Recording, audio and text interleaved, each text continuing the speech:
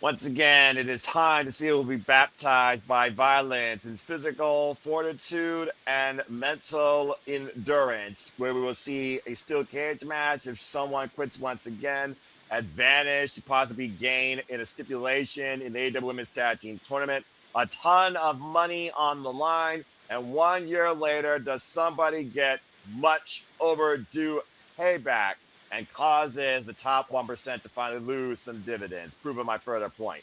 There's been so much more as we come together here for the Prudential Center virtually this Saturday to bring to you a lovely City discussion on AEW Full Gear, the November original Top 4 Classic, before we head into the Continental Classic and the Thanksgiving holiday. So welcome once again, folks, to the discussion and the reactions. Let's go ahead and get right into this another test of professional wrestling endurance. Hello, everybody, and welcome back once again to another edition of Simply Predicting. You know what this is. I am the Superman of the Superman, the voice of that's for a great fall professional wrestling. Damn it. And my name is Noah Foster. And thank you all for tuning in, whether live or on demand. Please like, subscribe, comment, and tell a friend. You already will find that I have posted the form on my social medias, as well as pinned it here on my Simple Brands chat stream, as well as putting everyone else's live chat as well. So make sure you get your predictions in. There will be due 7:45 p.m. Eastern Standard Time Saturday night. As of course, we focus on the main card, but we will have a hybrid coverage of the tailgate brawl. I'd like to discuss that, as well as also preview some of the biggest matches here at AEW Full Gear come Saturday night as well. Hope you all enjoy, and again, you all continue to make the passion persist. So I hope that again, everybody enjoys the second to last event of this year's AEW Predictions League for those that are still in it. Before we get into things, here are the leaderboards. White Frick, shout out to Greg, Kyle, and King A-Train, King Kieta, Chaz, Rots, and Rob Grigg that are holding down the top 6 spots in the 3 front pole positions with ties, but still anybody's game across that league. And believe it or not, no DQ is not tribalistic or one-dimensional, despite what everyone might think of them. There are people that do believe in All Elite Wrestling and have fun with it as well. Here's to the All Elite League, for I am All Elite for life. It is what it is when it comes to somebody that actually looks at more than just a dumb movie in professional wrestling. What do I know? And again, stay tuned for me and Papa Gino with predictions post-mortem following this weekend's event.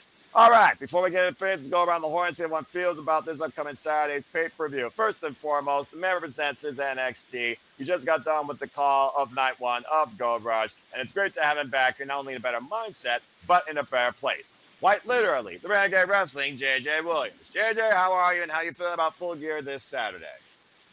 I am doing well. It is good to be here. It is good to be in a better place, both literally and mentally. I've been out of the loop so long, I'm honestly not looking forward to Full Gear just because I've missed a lot. You know, last week's Blood and Guts was the first AEW I've seen in a very long time. So it's hard to be eager to see a pay-per-view when you've missed the last month's worth of build to it. So Justified. and especially knowing that we're probably going to end up with 15 belts Moné come the end of it, because Chase U is far more accredited than Kris Statlander as a world champion. I took a flu shot today, so I'm going to be the simple man, as I have to be integral on these watch alongs. So I'm going to let your comment pass on that. But I, of course, respect your opinions, and we will see what happens. Also, Chase U is unaccredited, but I wouldn't want any other less from you. It's good to see you, and I respect your honesty. Thank you, JJ. And from one half of the VIPs of the Super Liable Studios, one of the biggest, Emmanuel, good to see you once again. How you feel about AEW Full Gear this coming Saturday? I mean, it's kind of unfair to put this pay-per-view to compare to Blood and Guts, because you think that this is the argument with War Games that, you know, Lethal Lockdown, like in any type of cage match, you know, that type of environment like that, and then you have a pay-per-view. This feels more of a random dynamite than a pay-per-view, but I'm not sure how everybody else feels about it. But I just feel like there's some matches that are triggering that are pay-per-view worthy, but It's AEW. They always deliver, so this is going to be a top-notch event. So my expectations is 8.5 at least of what they could do and provide for this pay-per-view. And let's see what happens, because I'm not ready for Mercedes to win the title. So I hopefully Tony knows best. If not, hell's frozen over. I'll say I'm just gonna say this real quick. For anybody that thinks that the self-made, self-absorbed, bigger airhead than the size of Kim Kardashian's ass, overrated, top 1%, prima donna, joint smoking princess is going to be Kris Statlander for the big one, while she has 250 small ones. Y'all are smoking something worse than crack that you accuse Tony Khan of, and you're all fucking idiots. And I'm just going to leave it at that, and I'm going to call out Moné and you all on that shit and leave you all to that thought, and you all can bite my ass if you think otherwise, including JJ, who pissed me off already. But I wouldn't want him any other way, and I respect your opinion. Also, fuck Moné. She does not deserve it. And I'm just going to leave it at that because I'm tired and I'm literally running at 1% after taking a flu shot. And I hope that this conversation remedies my condition, because I do enjoy AEW more than most companies on the Western Front that are owned by a billionaire. Oh, wait, there's only one other. There you go. And I respect that because, of course, we covered the Dynamite Collision last night, me and Walter, and it felt like a great go home to the pay-per-view. Awesome action. And again, to try and compare Blood and Guts to this pay-per-view, it was 3 matches with over 2 hours almost of wrestling, where we got none matches. We're going to probably get over 4 hours of pro wrestling. It's a huge swing. But again, I respect everybody's opinion. All right. Well, thank you for that, Manuel.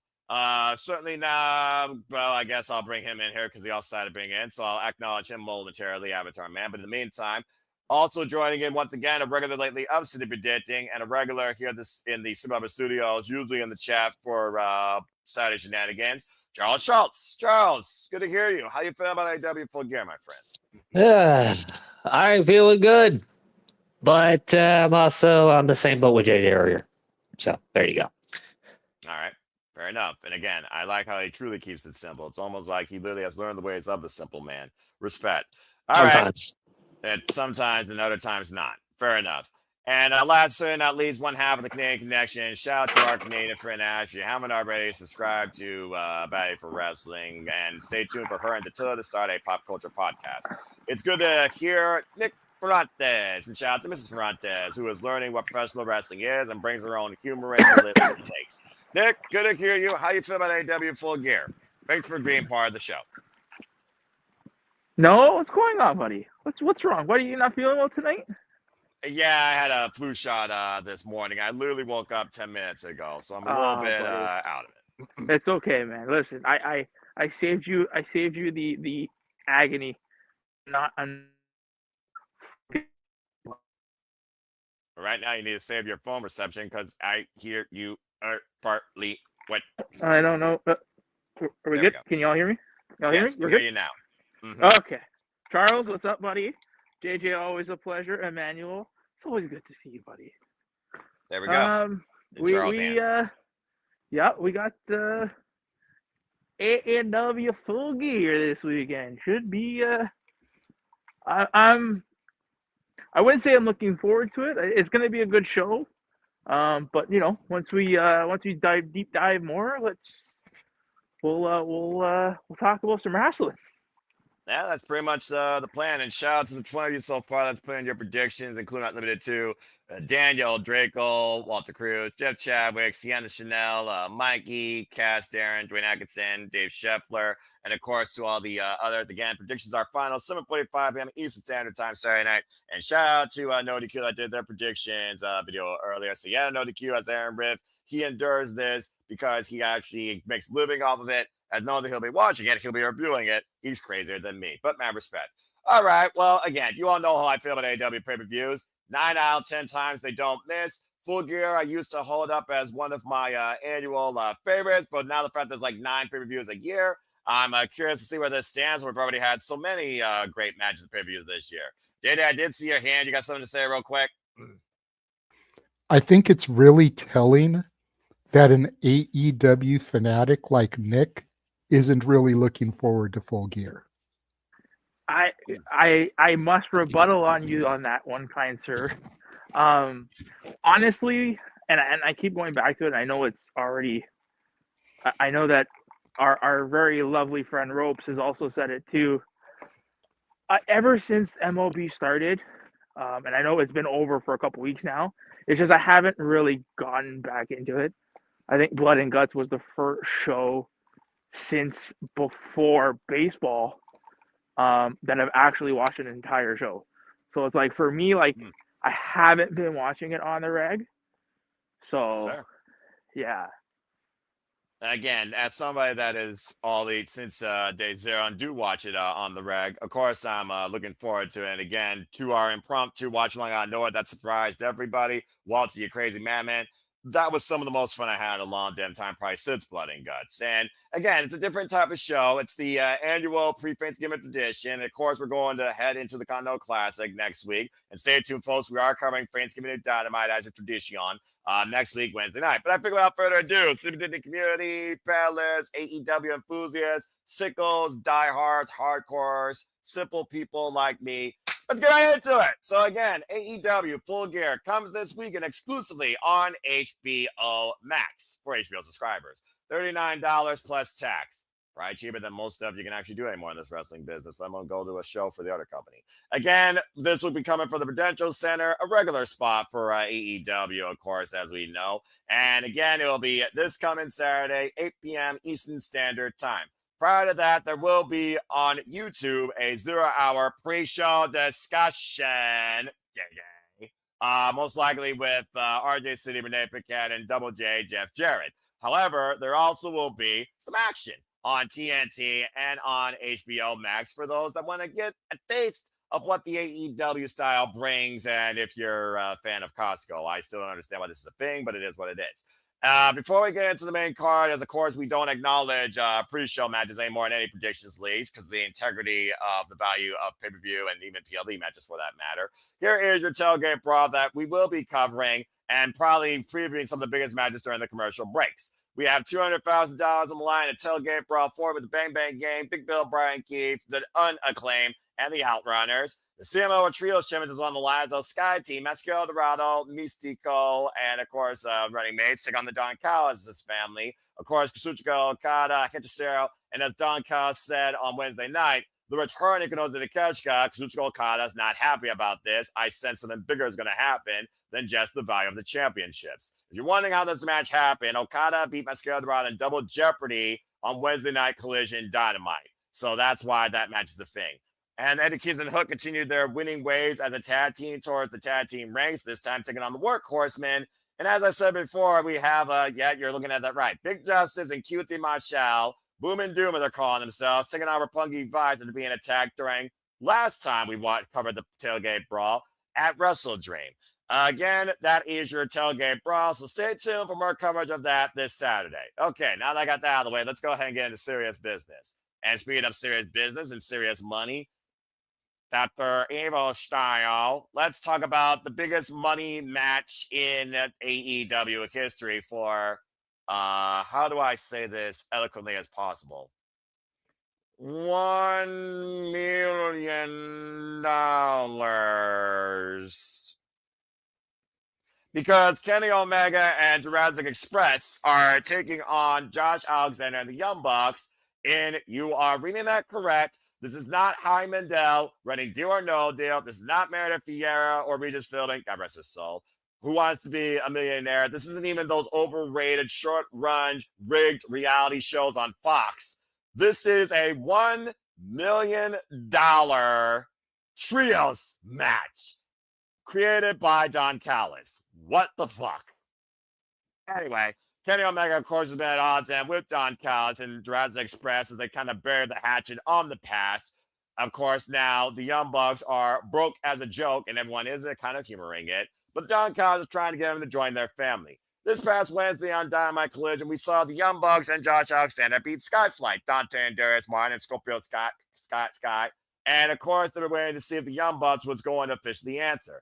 out came Kenny Omega, who has been extremely apoplectic with Josh Alexander's recent actions, calling himself a walking weapon of destruction. After breaking Maka Nakazawa's ankle, and also, of course, Kota Ibushi's ankle, who will be out indefinitely. As Kenny Omega came out Wednesday night, and the Young Bucks were reluctant to put the BT trigger on their former elite running mate, we've seen over the last few weeks how Kenny Omega and the Young Bucks have not gone into altercations with each other. How time softens all wounds, depending on how you look at it.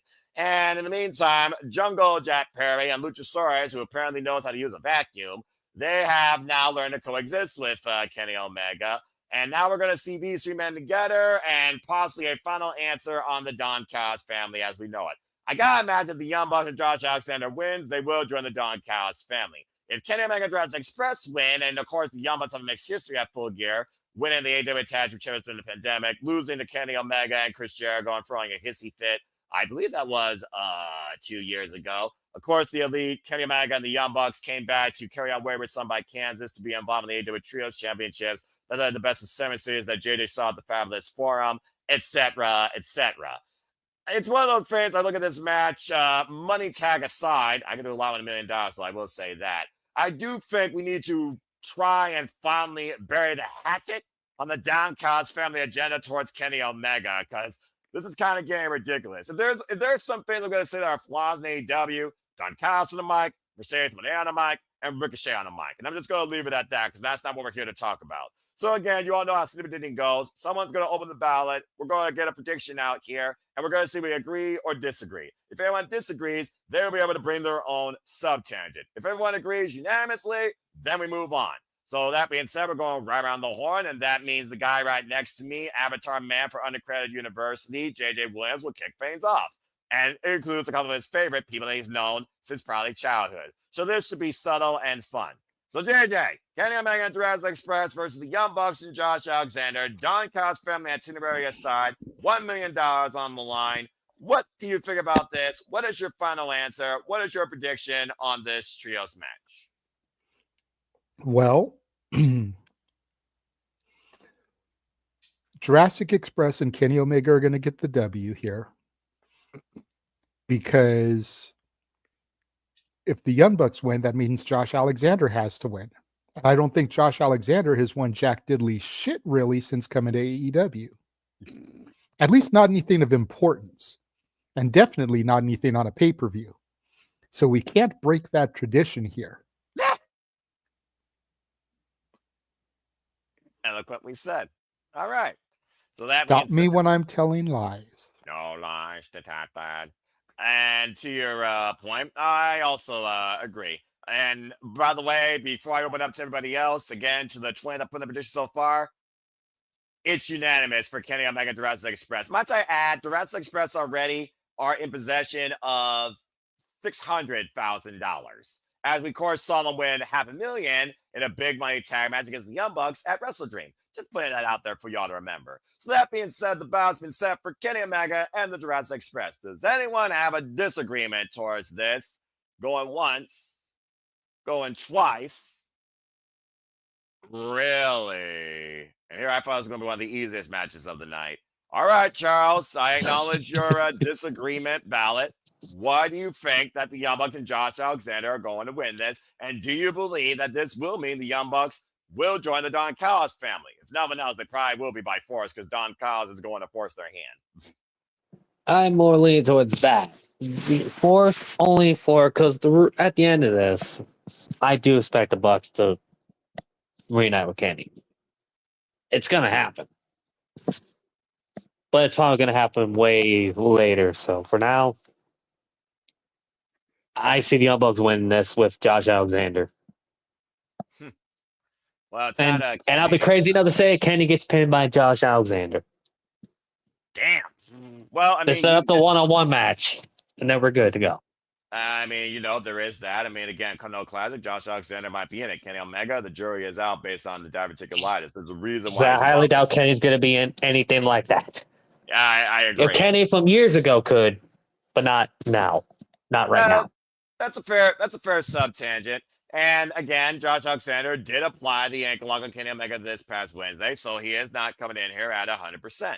But again, the tensions are going to be there between the Young Bucks and Kenny Omega. That's going to be the story of this match. But I just don't see the Young Bucks and Josh Alexander winning this, especially after the kerfuffle of disagreement in the Wednesday Trios match. While they did win, it was Josh that basically took the helm and the pride.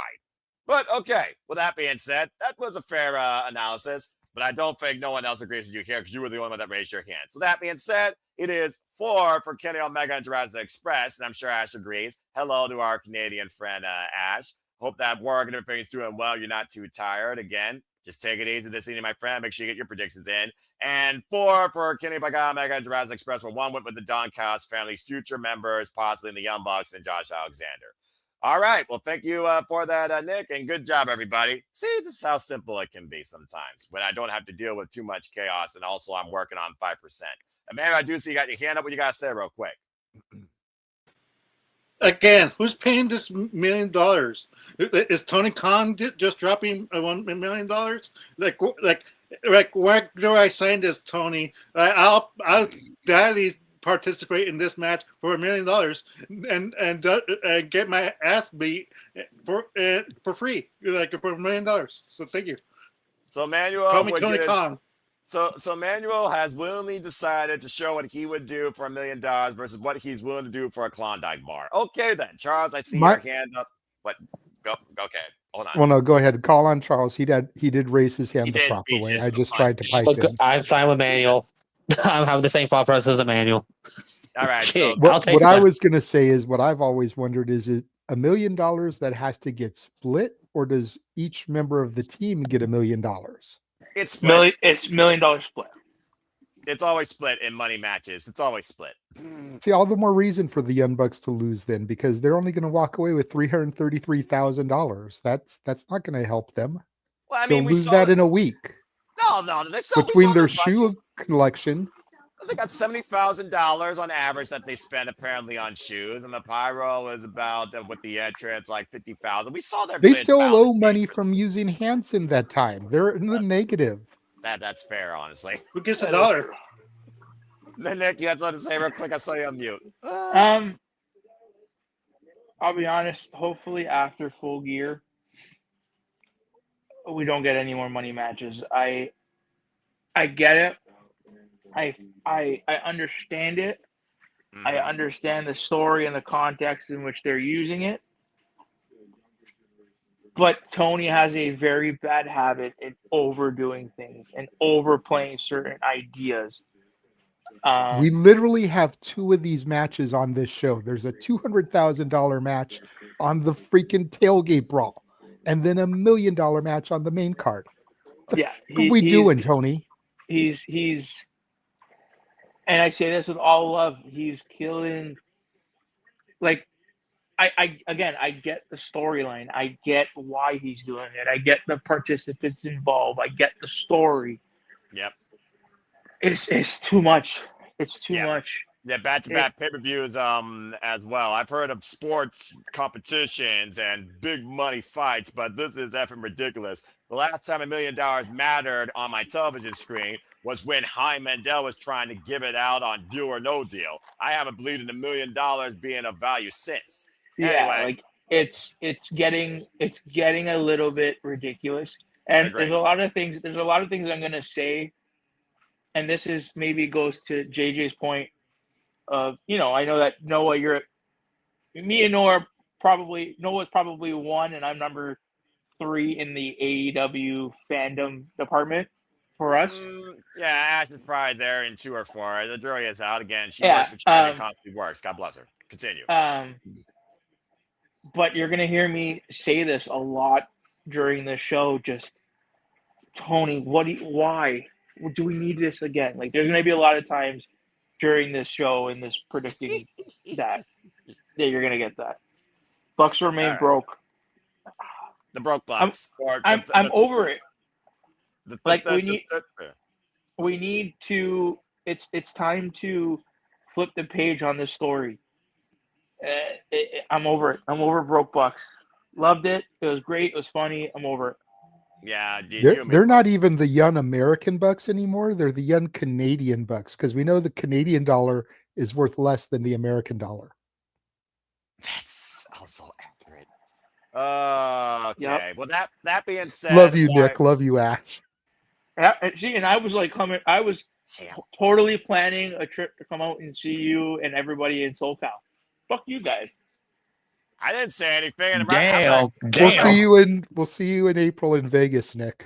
the jury is out on that. Prayers with passions, and I already got only $137, where 100 that's going towards phone bill, food, and transportation to my doctor's appointment tomorrow. But that being said, the value of $1 aside, the value of this match is questionable. But the number one thing that needs to happen, this is the last we do at the Don Callis family on the Young Bucks, Kenny Omega itinerary for a while. Because like Nick, sometimes you do get tired of the same old song running over and over and over and over and over again, especially when it's overpriced and it's being used pretty much constantly all the time.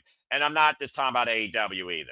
All right, moving on. Good job, everybody. Let's go ahead and move forward into a match not regarding money, but also just to get Don Callis out of the itinerary. You want to talk about something being ran again. Are you ready to see him man up and possibly sacrifice his freedom? God help me if this man doesn't win this title. It's the TNT Championship with Mark Briscoe and Kyle Fletcher once again. You're looking at Mark Briscoe, Kyle Fletcher 6. This time in a no disqualification match. And this is their third singles match this year alone. And you see the itinerary here has changed. Mark Briscoe says he only needs one more shot. Well, guess what? In this shot, if Kyle Fletcher wins, Mark Briscoe joins the Don Callis family. As we saw, Mark Briscoe and the conglomeration did win Blood and Guts, thankfully, last week Wednesday on Dynamite by crazy-ass means, despite the fact he was attacked prior to the fact. And apparently Kyle Fletcher said he had nothing to do with that. We saw the battle of the Marks, Mark Davis and Mark Briscoe, this past Saturday Collision, and Mark Briscoe got a dose of revenge. In a very tense promo backstage on Wednesday Night Dynamite Collision, Mark Briscoe says he's going to do his family proud, the conglomeration proud, and teach Kyle Fletcher a lesson. If y'all remember Full Gear last year, the TNT title did change hands. Kyle Fletcher has been one of the most consistent TNT champions since Miro, Darby Allin, and the American Nightmare Cody Rhodes. In fact, if Kyle Fletcher wins this match comes Saturday, he will hold the strongest and break the record for most defenses in a single TNT championship run.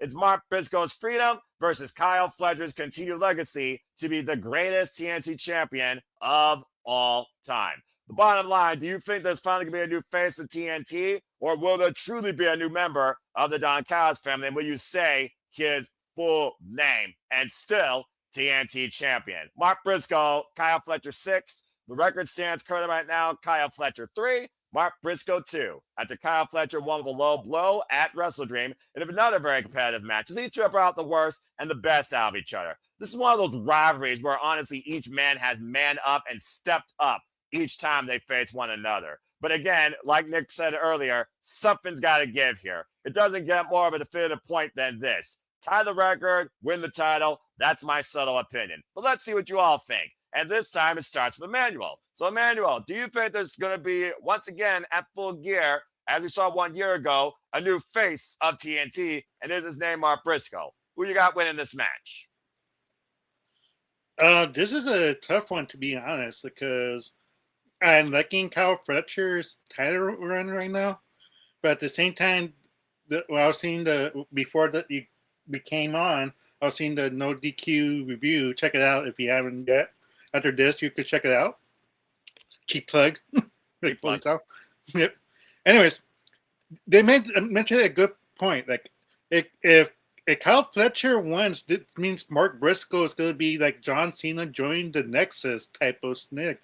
That he's going to be, he's going to be sour, not trying to help the Callis family. Is going to be trying to destroy the Callis family within type of storyline?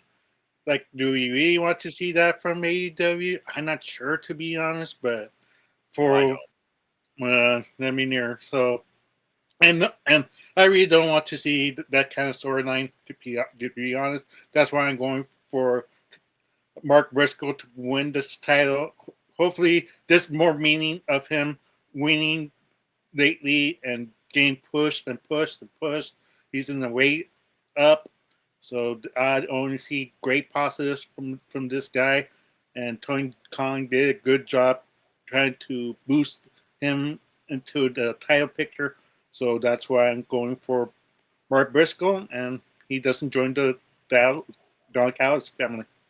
All right, fair enough. Well, that being said, you also will be surprised, Manuel. You're not the only one that may have thought this was hard. It's not unanimous, but you set the balance for the panel that you have Mark Briscoe being the new face of TNT. And 65% of the current 20 that have submitted their predictions agree with you, while 35% believe that Kyle Fletcher will retain.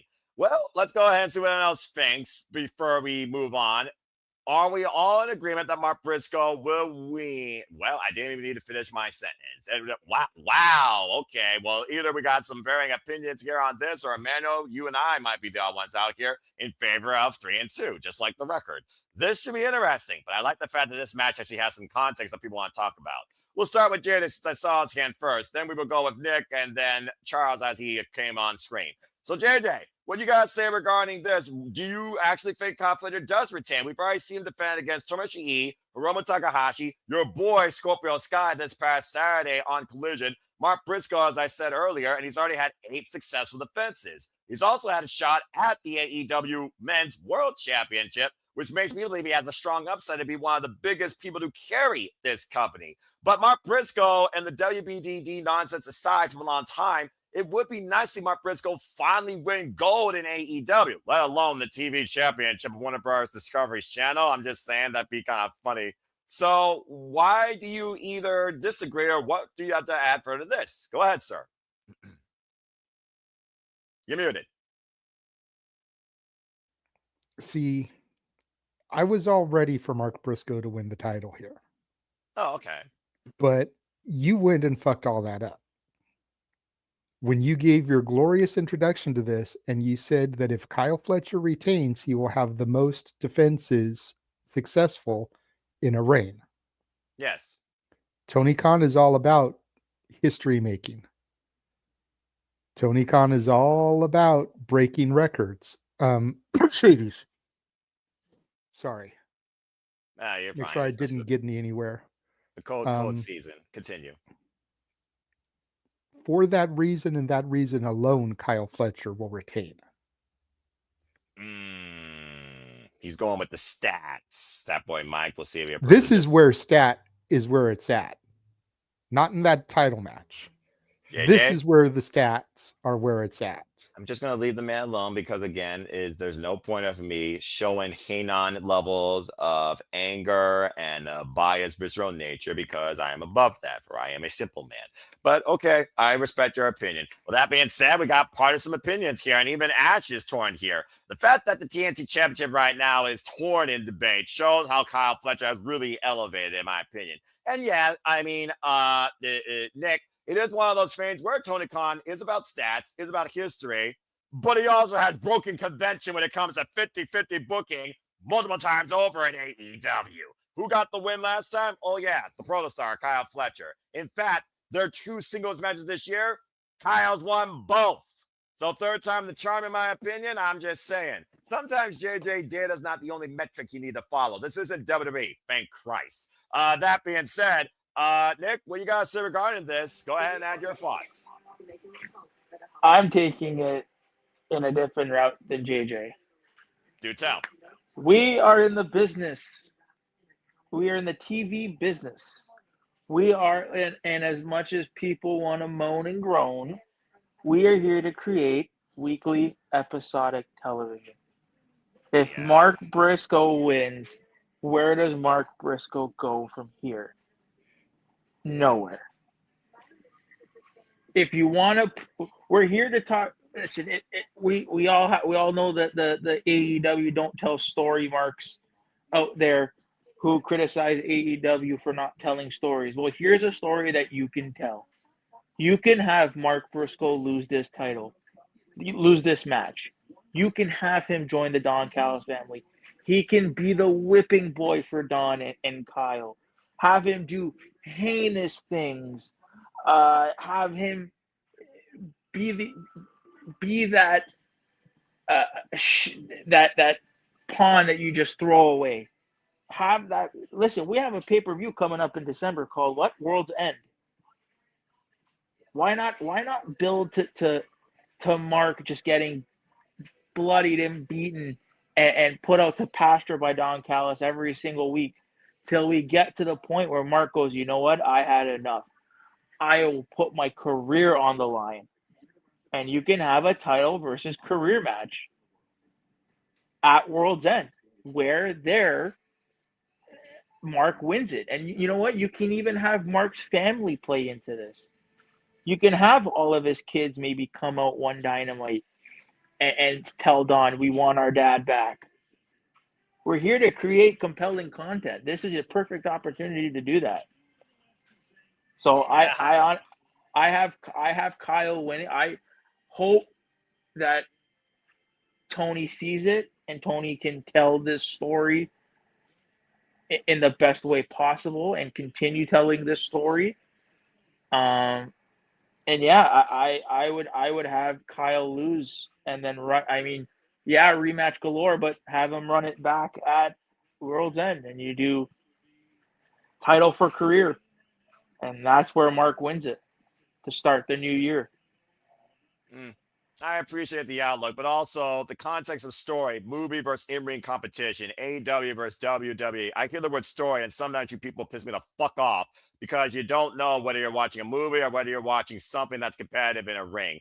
And AEW doesn't tell stories. Get the fuck out of here. Learn how to watch the product. That being said, if Mark Briscoe wins, the record will be tied 3-3, Charles. So yeah, maybe they could go best of 7 at World's End, and Kyle Fletcher is apoplectic. That's also another way I look at this. So at the end of the day, outlooks aside, I still believe that Mark Briscoe is winning. You want to talk about the story context? These guys have been in this soiree of one-upsmanship since last year. And like I said, this is their third match this year. The record stands 2-1. And again, as Safet pointed out in the chat, for those that do watch how wrestling business works in the world of self-proclaimed sports entertainment, who stood tall Wednesday night? Oh, yeah, the champion. Gee, I wonder what that usually dictates while you're trying to also try and break and also go against convention. In AEW, sometimes they surprise you when you least fucking expect it. So that being said, Charles, wrap this thing out. Why do you have Kyle Fletcher here? What comments do you want to add in Mark Briscoe pursuit to become a TNT champion? Go ahead. One, I have Kyle winning this. Due to as soon as you mentioned the records and everything else, that was already a foregone conclusion. Then, even though after the match was announced, I already had Kyle win the match anyway. Oh, did you? Yep. Because no respect to Mark, but he ain't getting that title from him. After this, so Mark Briscoe joins Don Kyle's family, it'll be somebody else lined up to go after Kyle next. And it's probably going to be a member of the conglomeration. Who? I don't know. Maybe freaking Kyle O'Reilly. Oh, Kyle's again. All right. Hey, why not? I mean, hey, Strap the rocket. Why not? Give him, Kyle had a great match at Daly's Place where Kyle beat Kyle, even though Kyle had him in no man's heel hook multiple times, but Kyle, the flying leg lariat, was able to drop Kyle with that Protostar Brainbuster. I also want to add some other subtle tensions in the Don Callis family when it comes to Protocol, as Okada talking about how he and Kyle Fletcher could stand tall as champions, and unlike Takeshita, I have your back. And again, Takeshita and Okada will be involved in that trios match on the Tailgate Brawl. I think that's going to also be a very telling sign of the Don Callis family itinerary and how well it goes or how bad it goes during the pay-per-view. Card placement and match placement also matters too. So there's a lot more to this than just the fact it's Mark Briscoe, Kyle Fletcher 6, and Mark versus Kyle 3 in this year alone. Again, I respect y'all's opinions, but I also love the fact that we're not just unanimous parakeets saying the same damn shit, and we do have an interest in this. But either way, I'm hoping that them boy find the man that wins his first time in AEW. Before I move on, I do see JJ has his hand up. JJ, what do you want to say real quick? If we get the Battle of the Kyles again, can we have Kyle Broflovsky do commentary? I don't know if they can hire him. Yes. JJ. Bob Cloud as Tony Schiavone honored that voice of wrestling who recently passed. And before we move on, I also want to give a fair shout out of healing prayers of love and strength to, of course, who we all know as Rebel, who is going through some extremely crazy stuff right now with cancer and lymphopenia. I wish her nothing but the best in her recovery. Please take care, Rebel. All right. Moving on from there. Great conversation, everybody. Let's go ahead into a grudge match of two bastards and fucking crazy dickheads, shall we? And Nick, you kick things off here. Because after a man was sent through fire in what Pac called his magnum opus, Pac has called this man for a one-on-one match. You're looking at that graphic right. That's Pac and Darby Allin. Jesus Christ. It's Pac, Darby Allin, I think first time ever one-on-one. After Darby Allin's already tased the man, cost him against Orange Cassidy, and of course, Pac and Gabe Kidd sent Darby Allin parading off the top of a tunnel through two flaming tables, and Darby Allin has not been seen anywhere since. We are talking about the same guy that survived a father drive when he was younger, and near suicide mission on Mount Everest, and a bus. You insert here. Spike TV used to have a show called 1,000 Ways to Die. Darby Allin is the definition of 1,000 ways to live. Anyway, Darby Allin and Pac one-on-one. Straight up, Pac called Darby Allin out for this challenge, saying that you will never match up to the competitor that I am. And without all your bells and whistles, you are not even worthy of being on my level. That's why I want the straight one-on-one match with you, you little nut. So basically, Death Rider MO aside, it's Pac Darby Allin one-on-one. To AEW Originals, I don't know what the fuck to make of this or what the fuck it leads to, as Darby Allin has been the continued dark shadow of the Death Riders since forcing Jon Moxley to say I quit, tap out in water, choke on a flag at Wrestle Dream, and being basically, I would say, ushered in as AEW's icon by Sting himself. I don't expect Sting to show up during this, but we also know that Darby Allin is one resilient bastard that doesn't know how to quit, even if his body was caught on fire. Let's go around the horn and see what y'all think about this grudge match and who y'all got winning. And Nick, you're on the bubble this time. So Nick, Pac versus Darby Allin. What you got to say regarding this match and who gets the decision? This will be my first of many of why do we need this match? I do agree about that. We don't need this. This has to end. This has.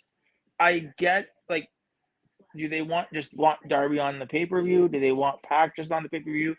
I don't get why we're having this match. We don't need this match. This could have been easily saved for this week's Dynamite 3-hour extravaganza. I was personally thinking the Thanksgiving Eve Dynamite, but that's just or mine. that too. Continue. Who do I have winning? It's probably going to be Darby. But yeah, this is the one that I couldn't care less about this match because I want them to hurry up, and I mean this will play into the other match with John. I just want them to hurry up and bag Jon Moxley already. I'm over it. I want them to hurry and do it. But yeah, I got Darby winning. Yeah, about to say, Nick's patience has reached a breaking point, apparently, for Death Rider's itinerary. And when this ride changed, who's at the freaking driver's seat, which is a whole different conversation that we'll talk about soon enough. Yeah, it's just I want the page to be turned. I want the next chapter in this story. Or it seems like we're stuck in neutral right now, and we're not going anywhere until John gets bagged. So let's just hurry up and bag him, and let's move on and continue the story.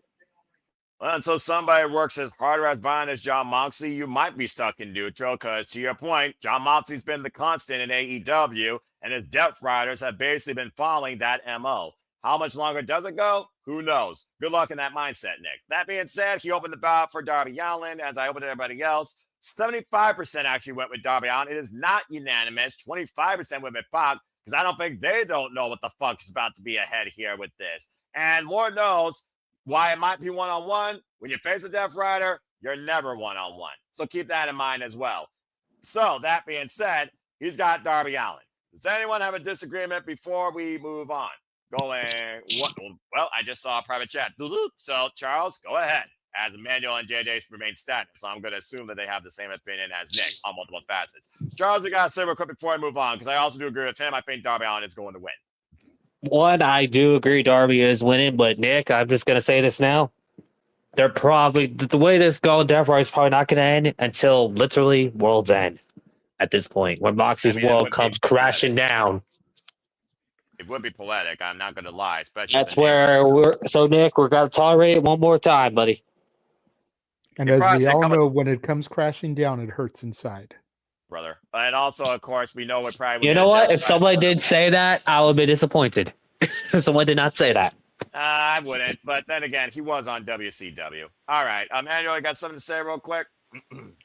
Yeah, the only way I could see Pac winning that this is the only way you kick out Moxley out of the group. That everybody wins from the Death Rider except for Moxley. This is the only way you could eventually kick him out without like having a legit reason. But other than that, like that's the only way I could see Pac winning in this match. Fair enough. And remember, Yeah. when it comes to Pac, 5 shots couldn't stop him. He took him and smiled. About to say, this is also accurate, and he would know he saw Pac, of course, in the fabulous form. All right. But again, Pac, chiseled as ever, one of the most vicious, lethal, quickest athletes you will see in that ring. And I'm just glad he was finally able to find pants his size. Yeah, I guess there's that too. Again, he's wearing clothes now, and I know people are like, he's finally wearing clothes again, because that was also a shtick previously. All right, fair enough. Great job, everybody. Bottom line, everyone here is unanimous. Darby Allin. All right, good job. That was one of the easiest matches to talk about. But again, contest aside, we'll see what happens next. Well, let's go ahead and move into championship contingency. And Charles, you're on point, but let's go ahead and see if we get 10-star FTR. As the AEW Tag Team Championships are on the line, Bandido, of course, Brody King, and the Ring of Honor World Champion, Bandido, defend the gold against FTR. Of course, Bandido had held these titles since Forbidden Door back in July, I believe, or August. Again, I'm tired. I can't keep track of when these things happen. And, of course, FTR aligned with that annoying gnat that can't get holes. They've been hooking, crooking their ways to this title opportunity, getting the better of the likes of the Bang Bang Gang and of Jet Speed. However, recently in 8-Man All-Stars and multiple money affairs, FTR have had anything but a strong record towards these championships. Trying to make it personal with Bandido's family, including his abuela, and of course, Ricky the Dragon Steamboat, who had a hand in training Dax and Cash. Bandido have heard enough of their crap. It is one of those things where, again, if FTR wins, this will be their 10th World Tag Team Championship. With the future of the AEW Tag Championships aside, and you know that Nat Stokely is going to have a plan in mind, do we get new tag team champions, AEW Full Gear, as FTR tries to continue their legacy of being the greatest tag team of all time? Or does Bandido run over them once again in emphatic fashion? This is one of those I'm a little bit partisan about, and also the poll is too. So, Charles, it's on you. What do you think the future is of the AEW Tag Team Championships? Do you got Bandido, who's already beaten the likes of course, Hurt Syndicate, Konosuke Takeshita, and Kazuchika Okada at Wrestle Dream, multiple other teams. And right now, I believe this will be their 5th defense. Or do you think FTR finally gets it done once more and become 3-time AEW Tag Team Champions? Go ahead. Put this on me first. Love it. Got to love it. Bro. You were next. Thanks. Yeah, I know. Ugh. Because that was your position here on this screen, the way I see it. I know. I know. All right. There this goes. On one hand, I do want Brody King and Bandido to retain, but I'm also just wondering if FTR gets the belts because of what? Wow. You know what? I expect Brody King and Brain's broken. Yeah, all over the place. Kane and Bandido to retain, and due to I don't know if he's done filming stuff or not, but I expect to have Copeland return because there's still that loose end to finish. Then again, we haven't seen Christian either, so who knows? Who knows what's going to go down? Nor the matriarchy. So again, and that's really where things escalated with FTR back at All Out, and Bandido was. And also to correct you, it was July where the current tag champions won the belts. Yeah, thank you for that. So there you go. Yeah. All right. So he has. You have FTR winning. No, I expect them to lose because of returning out of Copeland. All right, fair enough.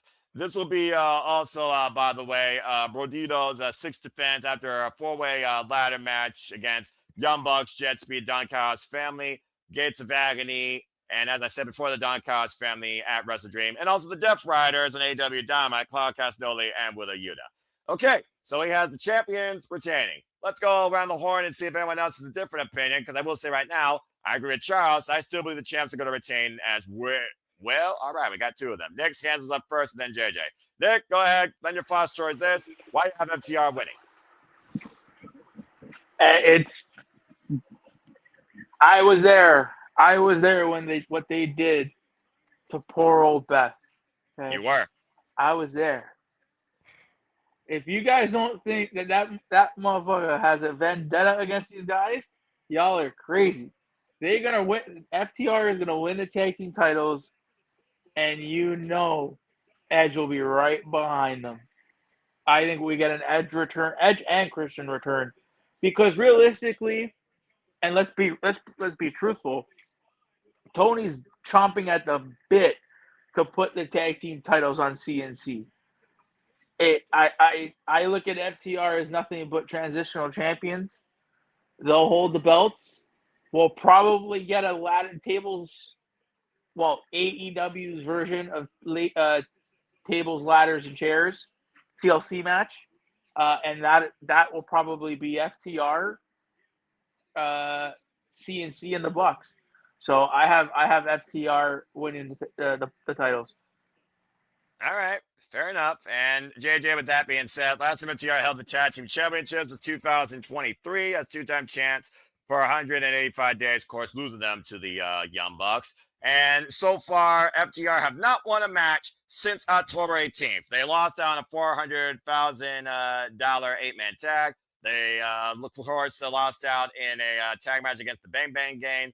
And they recently lost an eight-man tag when Bandido, Jet Speed, and Juice Robinson beat them alongside Los Fasciones, Eagle Monopolies. They haven't won that match since the number one contender four-way October 29th, fixed Stokely halfway, who, might I add, been holding the feet outside the referee's vision that has allowed FTR to pick up their last two wins that they've literally have gotten recently. So let's go ahead and get your thoughts towards this and see if you got to go Nick Sevens.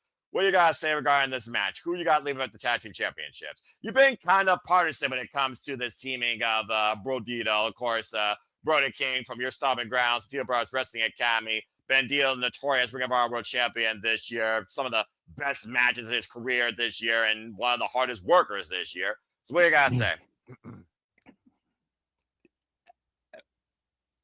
Copy what Nick said, paste it in my mouth and my words. There you go. He took a Walter. That's basically exactly what I was going to say. I see FTR winning so that we can get back to the Christian and Cope thing. All right.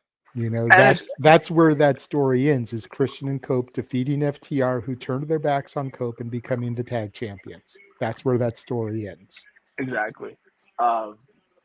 Whether it happens at World's End or they're able to hold it until Revolution, that's neither here nor there. It just kind of depends how much filming Edge is doing. How long the shoots are. Yeah. But I could definitely see either or, because Revolution is essentially their first big show of the new year. Correct. Unless you want to count Grand Slam Australia. But that's just going to be a special Dynamite Collision thing. Hopefully no one jumps over the top rope and rolls their ankle again. I'm about to say, though, we did see the AEW Women's World Championship change hands on that show. So, again, don't rule it out. All right, fair enough. That being said, partisan thoughts. Nick, you got something to say real quick? Yeah. I like I'm with JJ with the whole Revolution. There's certain factors here that lend to that, because when I forget, I think it was for the All Out Media Scrum, Tony was asked about running. I'm paraphrasing, so I might be wrong in how I'm saying it, but he was essentially talking about when Canada, Toronto specifically was getting another pay-per-view. Mm-hmm. If we get rumblings of, and this is the tinfoil hat, if we start hearing rumblings of Toronto, more importantly, the Rogers Center, not Scotiabank Arena. There you go. She's already saying no. If you start hearing rumblings of Toronto and the Rogers Center, which is home of the Jays, getting another pay-per-view, because I did remember Tony saying he was running more than one stadium show next year. If we hear rumblings of the Rogers Center being the home for Revolution, I can see JJ's point in having that match headline that show and Cope and Christian winning the tag team titles in Toronto again. I mean, it would be at first also that the Tag Team Championships would be the headline, the main event of an AEW pay-per-view, and justifiably so, considering the scope of the moment. So I like that idea a lot. But again, we'll have to see what happens. As Fett says, the Sky Dome. All right. Well, Mando, you were the only one that didn't speak since everyone else said something. So again, right now it looks like it's 2-2. So go ahead and break it up. Where do you stand this? FTR or Bandido? I have to go with JJ and Nick. Like, FTR is going to win this. The only reason why I said this, I think the Bandido tag team, like, was supposed to be just for the shocker. Like, nobody, when I think in the predictions, nobody picked Bandido to actually win those tag team titles. You're absolutely correct. And then they actually won it, and they had a good run. And if they're correct about Adam Copeland, a.k.a. Edge, and Christian Cage, a.k.a. Christian, like, winning the tag teams, it would be the only way they could run that tag team possibly one last time before Edge's retirement. Because, unfortunately, with that injury, with the ankle snapping and that spot that he was not supposed to ever take, his career would have been done by now. But, unfortunately, that was not the case. He has 2026. We're going to see him stay for Ross and goodbyes, because I think he's pretty much done for 2026.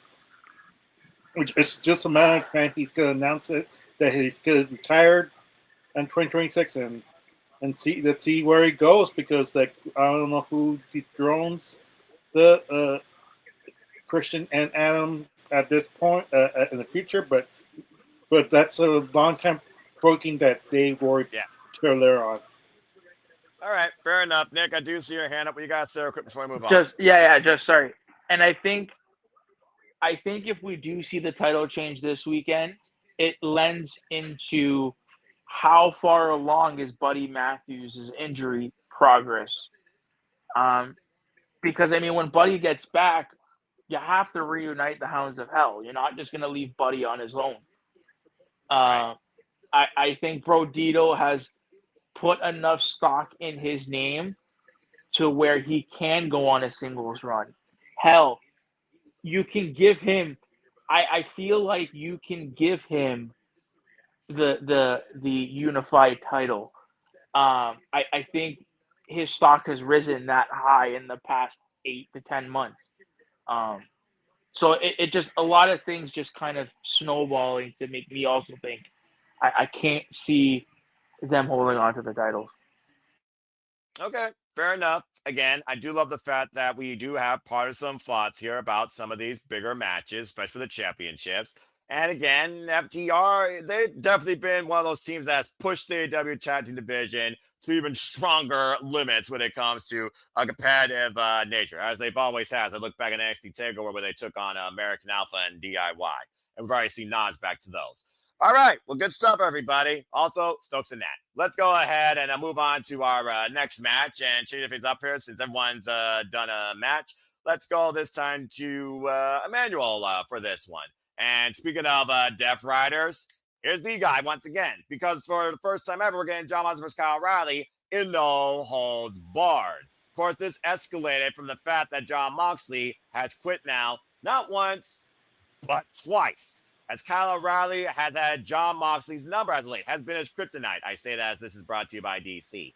The thing that about this, though, there's so much history with these two men, as Kyle O'Reilly said before. He literally almost had his career ended at the hands of Jon Moxley when his neck almost got broken and he was out for 2 years. And of course, Kyle O'Reilly and Jon Moxley have had now 2 singles matches. Jon Moxley punched the referee. There was a double count out. But in Blood and Guts, Kyle O'Reilly showing pure resilience, forced Jon Moxley to quit, tap out to an ankle lock. And since then, Jon Moxley has been testing Kyle O'Reilly's merit. Can you do it again and again? Can you constantly come back when you lose? I've lost a lot of matches. I've also won a lot too. To Jon Moxley's point, he absolutely has.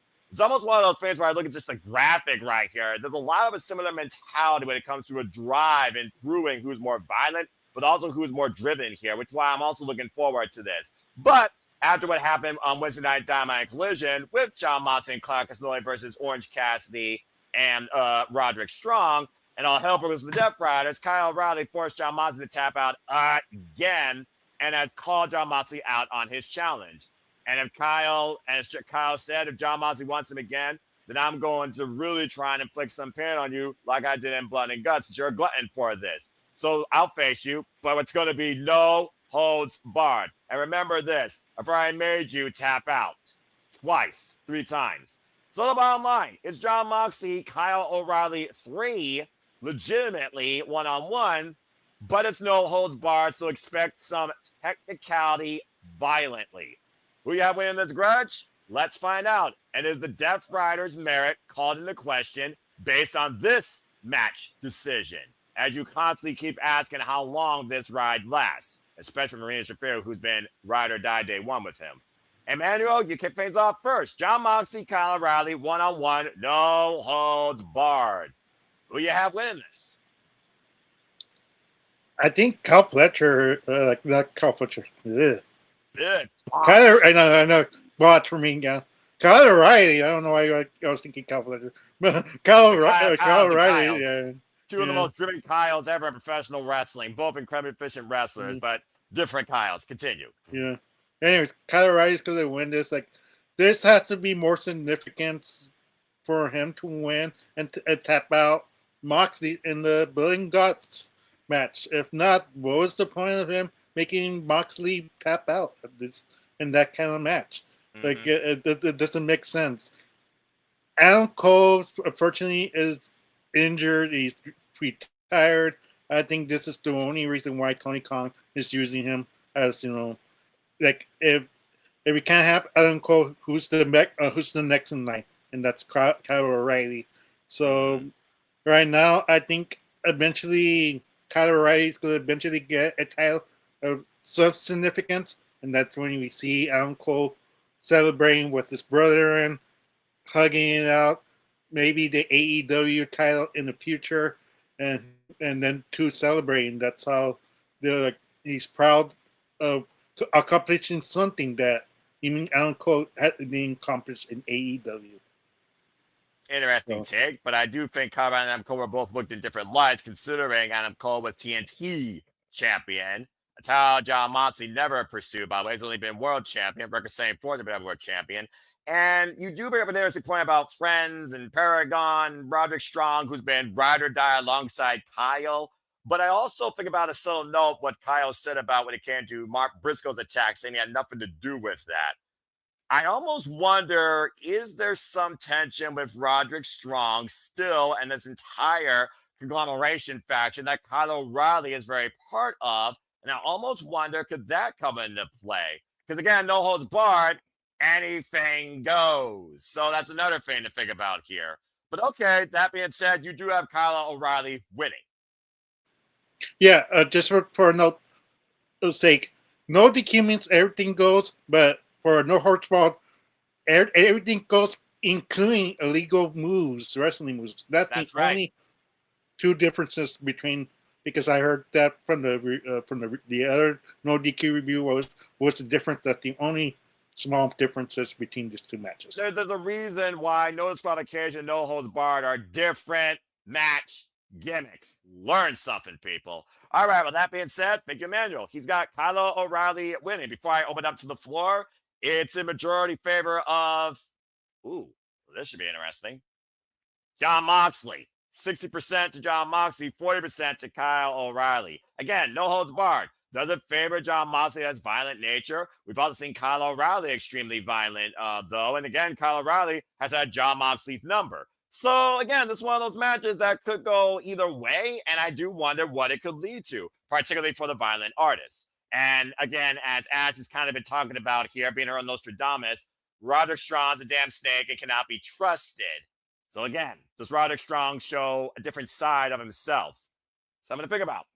All right, we'll think about that, Emmanuel. Kyle O'Reilly is the opening ballot. Does anyone have a disagreement? Going one. All righty. Charles, go ahead and speak. What do you got to say regarding this? One, maybe somewhat a disagreement. Actually, the more think about it. So I was going to say this. Fox has been tapping out a lot. Because it happened at All In. It's happened at Wrestle Dream and Blood and Guts. So technically, this will, and I'm going to say it, 4th time Mox will tap out. That's a fair shout. 4 times in a row. Nonetheless, which is crazy. But I still expect the Death Riders to not fully add it towards that.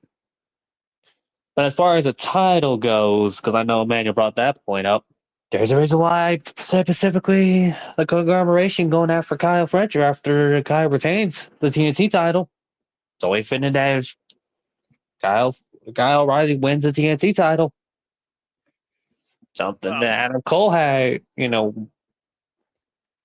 just saying, it fits. I mean, Story speaks for itself. I mean, yeah, but for that to happen, you would have to see Kyle O'Reilly win. You could have any momentum. We've already seen Jon Moxley turn down Don Callis, saying, I don't need any handout from you. And we've already seen Jon Moxley deck Don Callis with a permanent scar on his freaking bald Mr. Clean forehead. All right, fair enough. 2 Kyle O'Reillys. It's not when I'm telling lies. So we got Kyle O'Reilly. Now I see Don Callis, I think I'm Mr. Clean now. Damn, you know. And there's nothing clean about that virus. All right, worse than COVID. All right, thank you for that, Charles. Kyle O'Reilly. Well, I'm on a roll. And by the way, if JJ says one more fucking thing wrong about Statlander, I'm going to fucking bury your ass, you freaking WWE via hell hopeful. All right, now, that being said. Damn.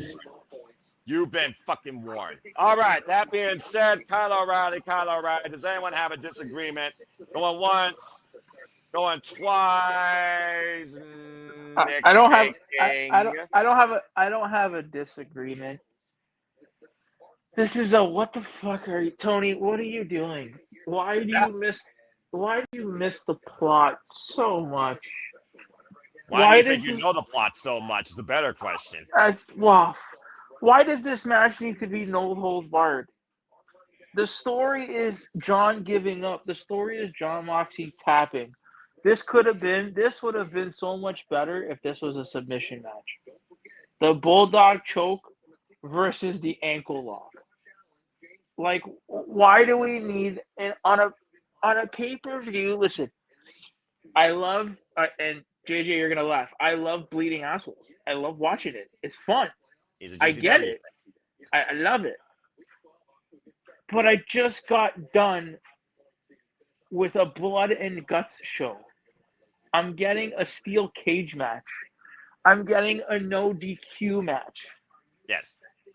Why do we need a no hold barred match? Like at this point, we should just make the whole pay-per-view a damn no DQ pay-per-view. Like this match should have been a submission match. I agree. Where it's the ankle lock versus the bulldog choke is one of the things that just, again, I see it and I ask myself, okay, I understand where we're going and where we're heading. It's just, why are we doing unnecessary things? It does make me wonder, though, to your point, will we see unnecessary violence, or is Jon Moxley here to prove a point? Because in a violent affair, I would go with Jon Moxley. In a technical bout against Kyle O'Reilly, I go Kyle O'Reilly the whole damn time. So I almost wonder, in context, will these two fight the mat game more the duration than ensue each other in violent combat? Again, it's one of those things, yeah, the match is what it is. But what's the context of it, I think is what we really got to think about. And we can't assume what the context is going to be beforehand until we see it. But I do appreciate that outlook, Nick, because as someone that loves technical wrestling, and Ash and Walter can also echo that sentiment, I would love to see Kyle O'Reilly and John Moxley in a technical affair, as they are both submissionists. All right, well, that being said, thank you for that note. Okay, I don't think anyone else has anything further to say, because again, this man is stoic. Gee, I wonder why. So I think we will move on from there. So let's go ahead into something that's not going to be violent, but something that's going to be pure chaotic. Because it's time for an AEW standard tradition. And again, if you want to talk about Simon Miller, why, here's why, you're more than welcome to do that. But guess what? Time to crown another. Hold on. I just got to say, I just got to just do this real quick. Why, Tony Khan, are you doing another title despite the fact it's going to be defended in CMLL, ROH, New Japan, AEW? I know I'm not going to get the answer, but WWE already has 4-5 different pointless championships. I don't know what to make of this when you already had TV titles and a unified mid-card title. What the fuck are we doing here, man? It's going to be fun, but I do question, again, not everyone in wrestling needs to hold a belt. Thank you. This has been a message by the Simple Man. Either way, it's a match. We're going to talk about it. Let's go ahead and talk about the Casino Gauntlet match. Once again, the stable tradition of AEW. And this one will be used to crown the inaugural AEW National Champion. This title will be defended across AEW, New Japan, ROH, and CMLL, whoever wins it. For those that don't know how Casino Gauntlet match goes, it is basically a mini Royal Rumble. Far more surprising because you don't know who the fuck's going to come out win. Except this. We know number 1 and number 2 are freaking Bobby Lashley and Shelton Benjamin. Bobby Lashley, who shut that Philadelphia Eagles stand up Ricochet in short fashion, and Shelton Benjamin, who had a great clinic against Speedball Mike Bailey for the first time ever. Other participants announced include but not limited to Ricochet and both members of Jet Speed, Kevin Knight and Speedball Mike Bailey. The way a Casino Gauntlet match works, folks, the first pinfall submission can happen at any time. People will continue to come out at random intervals until that decision is rendered. And whoever gets the first pinfall submission, they will be crowned the inaugural AEW National Champion. Previous winners of the Casino Gauntlet went on to challenge for world titles and win world title opportunities, including but not limited to Maxwell Jacob Freeman at AEW, who still has his chance, by the way. You might want to think about that when we talk about this later. And also, of course, Will Ospreay, who has won at least 3 of these. So let's go around the horn and talk about who we think is going to be in it. And as always, with these random type matches of multiple person affair, you each get 2 picks. Your primary worth 2 and your secondary worth 1. And this time we will kick things off with Charles. So Charles, brand new championship to be crowned. You get 2 picks. Casino Gauntlet match once again, the AEW staple. Who knows who's going to show up? Who knows who's going to get the win? But right now, I think business does favor heavily the Hurt Syndicate. So who you got as your 2 picks to become the inaugural AEW National Champion? Go ahead. Oh, I got a lot of things to say in regards to this match. Oh, he's actually not going to be simple. This should be interesting. Go for it, bro. Hell no, it's not. What was the damn point of unifying the 2 freaking titles in the first place if we were just gonna do this shit? I've been asking literally that question since it the wasn't national title, right? Yeah, that's all right. What's gonna do the exact same shit what this new belt's gonna do? pretty much. Now, Well, now it feels like to me here, Tony made a damn mistake of unifying those titles because he feel like he regretted that now by creating this national title. no shit. It's stupid. What it is. Whew. Do you feel better now that you got that off your chest? This is the first time I've done this, okay? I love it. I've been holding this in for a while. Fine. Why do you think New Japan brought the damn Global Heavyweight Championship when they fucked up getting the Intercontinental Championship removed? Anyway, again, I'm feeling a little bit better now. I can't wait to talk about the Women's World Championship match. Anyway, go ahead, Charles. All right. As far as the match itself, who's winning this? Oh my god. Whew. Breathe, brother. Like I said, I had to hold this in for a while, so I had to go on Glad a rant. People got a free rant from me. This is There you go. why I love doing Simply Predicting. Raw, real emotion and outlook, unfiltered, unscripted. Continue. As far as the winners goes, my first pick. I am not going to be surprised if it's Ricochet. Oh, God. I won't be surprised. And as far as the second one goes, depends on who shows up in the match, honestly. Besides the names we got. Well, you've seen up to 21 people before show up in this damn fucking thing. It could be over before we even know it. It could be over literally goes to the first two in the match. We might not even need to worry about the rest of the people. That would be surprising, honestly. And again, I mean, I'll take it over these men being a singles champion at AEW. I will say that. Continue. Which, now because of that, my second pick is actually one of the first two entries in this match. I'm thinking it's going to be... let's give Shelton Benjamin the damn singles gold. Oh, okay. But it's been eternity. Eternity. All right. Tell me when I'm telling lies. No lies detected as me and JJ applaud you. I love that. Thank you, Charles. All right. Well, that case is closed now. Okay. Thank you. Bravo. That was his best prediction yet. All right. So that being said, he's got Ricochet primary and Shelton Benjamin secondary. It's been a who's who of names right here. People have said Orange Cassidy, Powerhouse Hobbs, Claudio Castagnoli, Bobby Lashley, Speedball, Mike Bailey, Eddie Kingston even. And someone even pointed out MJF, which I find very interesting. All right, so everyone's going to get a chance to have fun here. Let's go around the horn and get your two picks, shall we? And let's see if you agree with Charles or have a different outlook.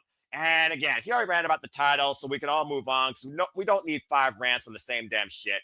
Seriously. All right, that being said, I might clash with this man, but with all due respect, folks, me and him will always go to butt heads, but we love each other for it. All right, JJ. Let's go ahead and talk about the 2 people you got winning the AEW National Championship. Go ahead and let your mind wander. Okay, so I feel like this title can be a blessing and a curse. Accurate. As much as I think every single one of us agree with Charles's diatribe about another championship, if you want to make some compelling television, if you want to make a story, if you want to give me some kind of build-up, something to intrigue me, something to entice me, Mark Briscoe wins this after losing to Kyle Fletcher. Because one championship represents the face of Warner Brothers Discovery, the corporate entity that wanted to keep the Briscoes off of their television product. Correct. The other championship represents companies abroad. And I can see Mark Briscoe going and representing in other companies, much like the Briscoes were journeymen of the independent scene prior to AEW's formation. That makes more sense for me. I like that. The other name that I'm going to throw out there is a surprise. Because, again, you want some compelling television, you let somebody that's not even all elite yet officially show up, win the championship, and that's how they become all elite. Kind of like how the ID program works. If somebody can defeat an ID champion, they become ID'd. Killer Cross. Well then, that was a name not on my radar. Okay. Wow. Where's Full Gear? It's in the. It's in Jersey, and he is doing an indie in New Jersey that night. Yes, he is. Yeah. Yes, he is. Killer Cross. Wow. All right then. Well, that didn't answer Ash's question. That's definitely a side tangent, but Mhm. Yeah, justifiably so. the show that they are doing begins at 3 local time, which is noon Pacific. He will be done with more than enough time to be at the Prudential Center for this. Especially since his match is, with all due respect, a throwaway tag match. Mhm. Killer Cross and Jimmy Lloyd versus the major players. Mm. So it's not going to be a main event match, but it's not going to be a curtain jerker match. It's Right. going to be a middle of the card match. Still giving him plenty of time. I was Fair fairly certain this show was in Jersey. Thank you Yep. for that confirmation, my Canadian king of food. That just adds more fuel to my belief. Yep. And again, potential Even center. if he doesn't win, I can still see him being a surprise entrant in this match. We've seen surprises before. All right, fair enough. As far as Ash's question goes, I mean, CMLL, oof, but maybe Sobrano Jr. We know Briscoe is going to be on there earlier. I wouldn't rule out that happening. Again, we've seen that type of stuff before. New Japan, Big they'll get Boom the world. AJ's going to win. Don't put that out in the universe. Jesus. What was Think going about the marketing, dude. The Costco guy is the first ever national champion, bringing the boom. Costco's are everywhere, man. He can take that championship to Japan Costco's, Mexico Costco's, like True. Choco Canadian Chunk cookie Costco's. in one hand, championship in the other. This Costco's in Mexico? All right, that's news to me.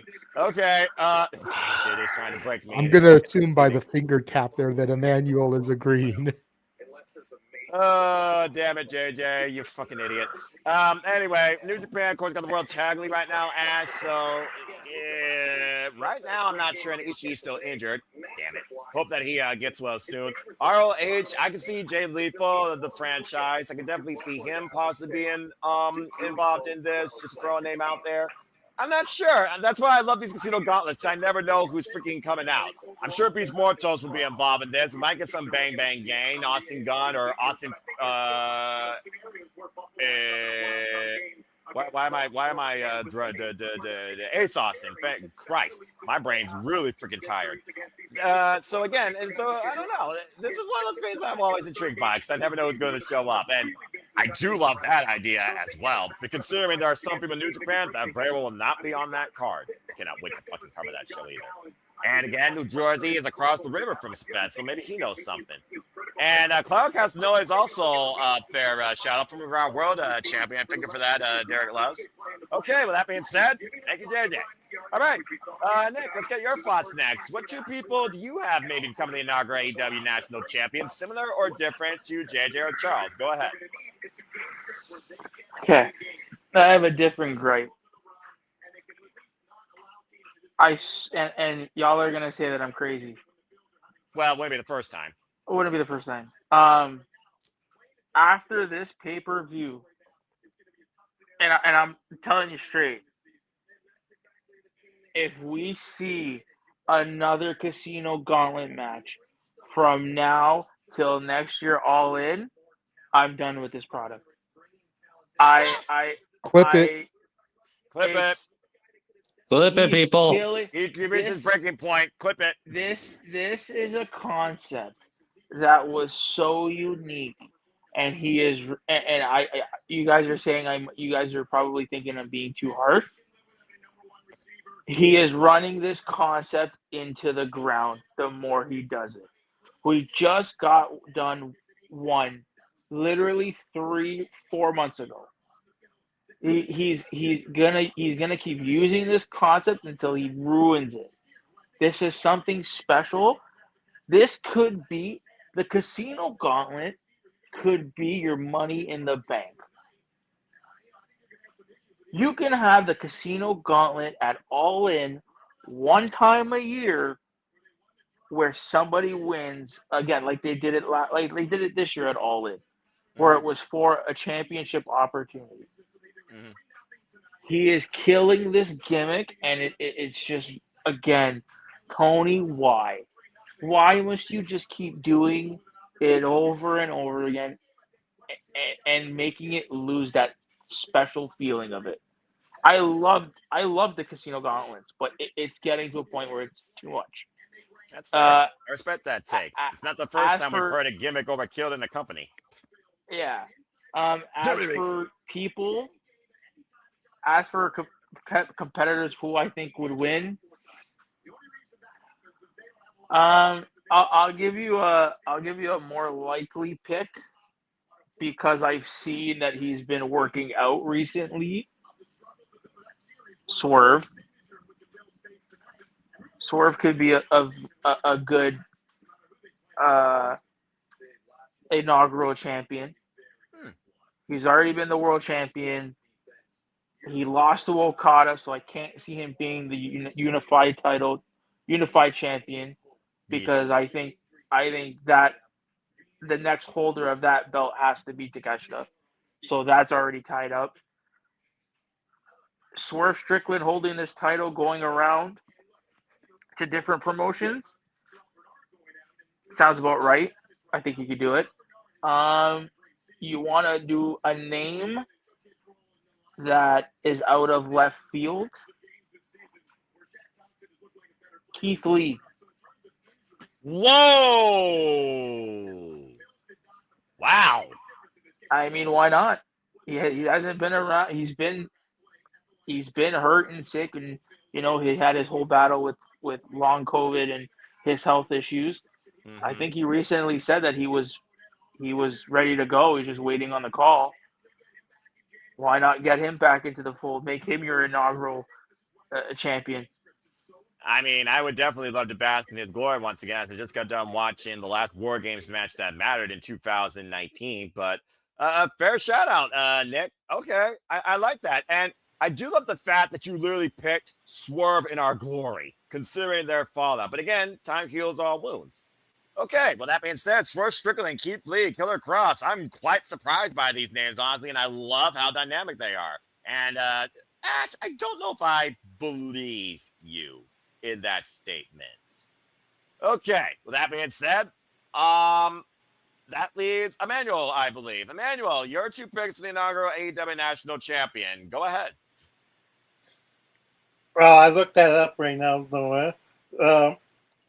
For me, there's two picks that I have, but also two picks that would be ha ha ha, not in the last time. Tony Khan. Where do you want to hear first, Noah? The ha-has or my real picks? Well, considering I'm really real stoic and you're trying to actually make me laugh, go ahead and humor me with your craziest. Okay. Maria Shafir wins the inaugural national champion. Why not? Mercedes Moné magically wins 2 titles in this epic pay-per-view for the ha-ha-ha-ha-has. Yes, Charles. Emmanuel. Don't bring that up, Emmanuel. Continue. But I swear to God, Emmanuel, now that you've put that out in the ether, if Mercedes Moné wins this fucking match, I'm going to drive down to San Diego for War Games and beat the shit out of you. I was also going to say, my phone so she can film it. Damn! I swear, and then I'll bring it back and let Noah do commentary over it. If that happens, Emmanuel, and when I see that, the first person I'm going to think of is come back to this date, which is this day, November 20th, about to turn into 21st in my time. I'm not going to go yell at Emmanuel the next time I'm in this Wendy sessions again. Or he's in a live chat, I will yell at you. For putting this in the ether! I think Emmanuel just and I get her JJ too. Public enemy number 1 if this happens. Yes! As officially Friday, November the 21st here in the East Coast. That being said, why he went more Bizarro than Bizarro from the DC universe, and this is brought to you by DC. Emmanuel, seriously, 2 actual picks that are realistic. Although Maria Shafir will be in action later, and she could probably take on any man or woman. I'm not going to deny that's one tough bitch. Anyway, For a continue. Cover the dick. non-movie guy, that was a great little tie-in there, Noah. Good job, sir. I tried, JJ. When I You was got the watching, approval. You got the approval from it. So there you go. once in a while, I even surprise JJ when I go beyond wrestling. And we all know Maurice Fair is tougher than any bitch in this business. Anyway, continue, Emmanuel. Okay. Now that I put that out of the way, I didn't think I would get so much heat of getting beat up by Kane, John Cena so much, but saying that, jeez. Yeah, I didn't think JJ was a violent person, honestly. That really surprised me. Anyway, continue. I'm really not. That's how jacked up that shit is. Yeah. You know you don't have up. You know you don't have up. We got JD doing that. This is accurate.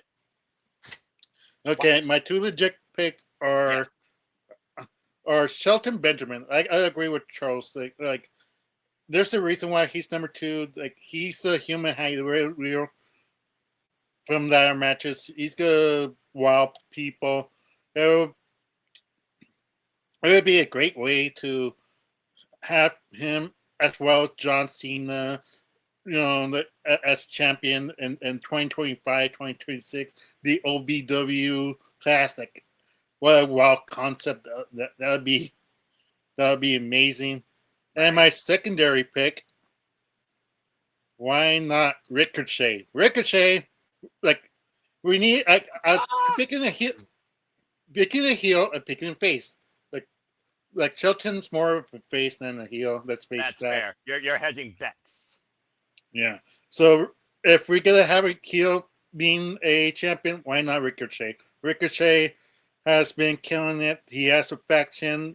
There's ways we could find ways for him to retain his title without defeating, cleaning, stuff like that until we find better suitor. But let's test it out. Let's see where it goes.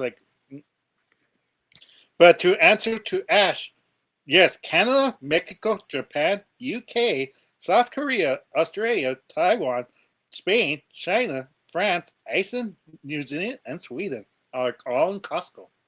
There's a Costco in Iceland. What the hell they sell there? Sounds like a lot of the same places that believe in Joe Hendry. Yeah, you're right. Oh, you fucking asshole. Say his name and he appears. I believe in Joe Hendry. Had to get it out there once.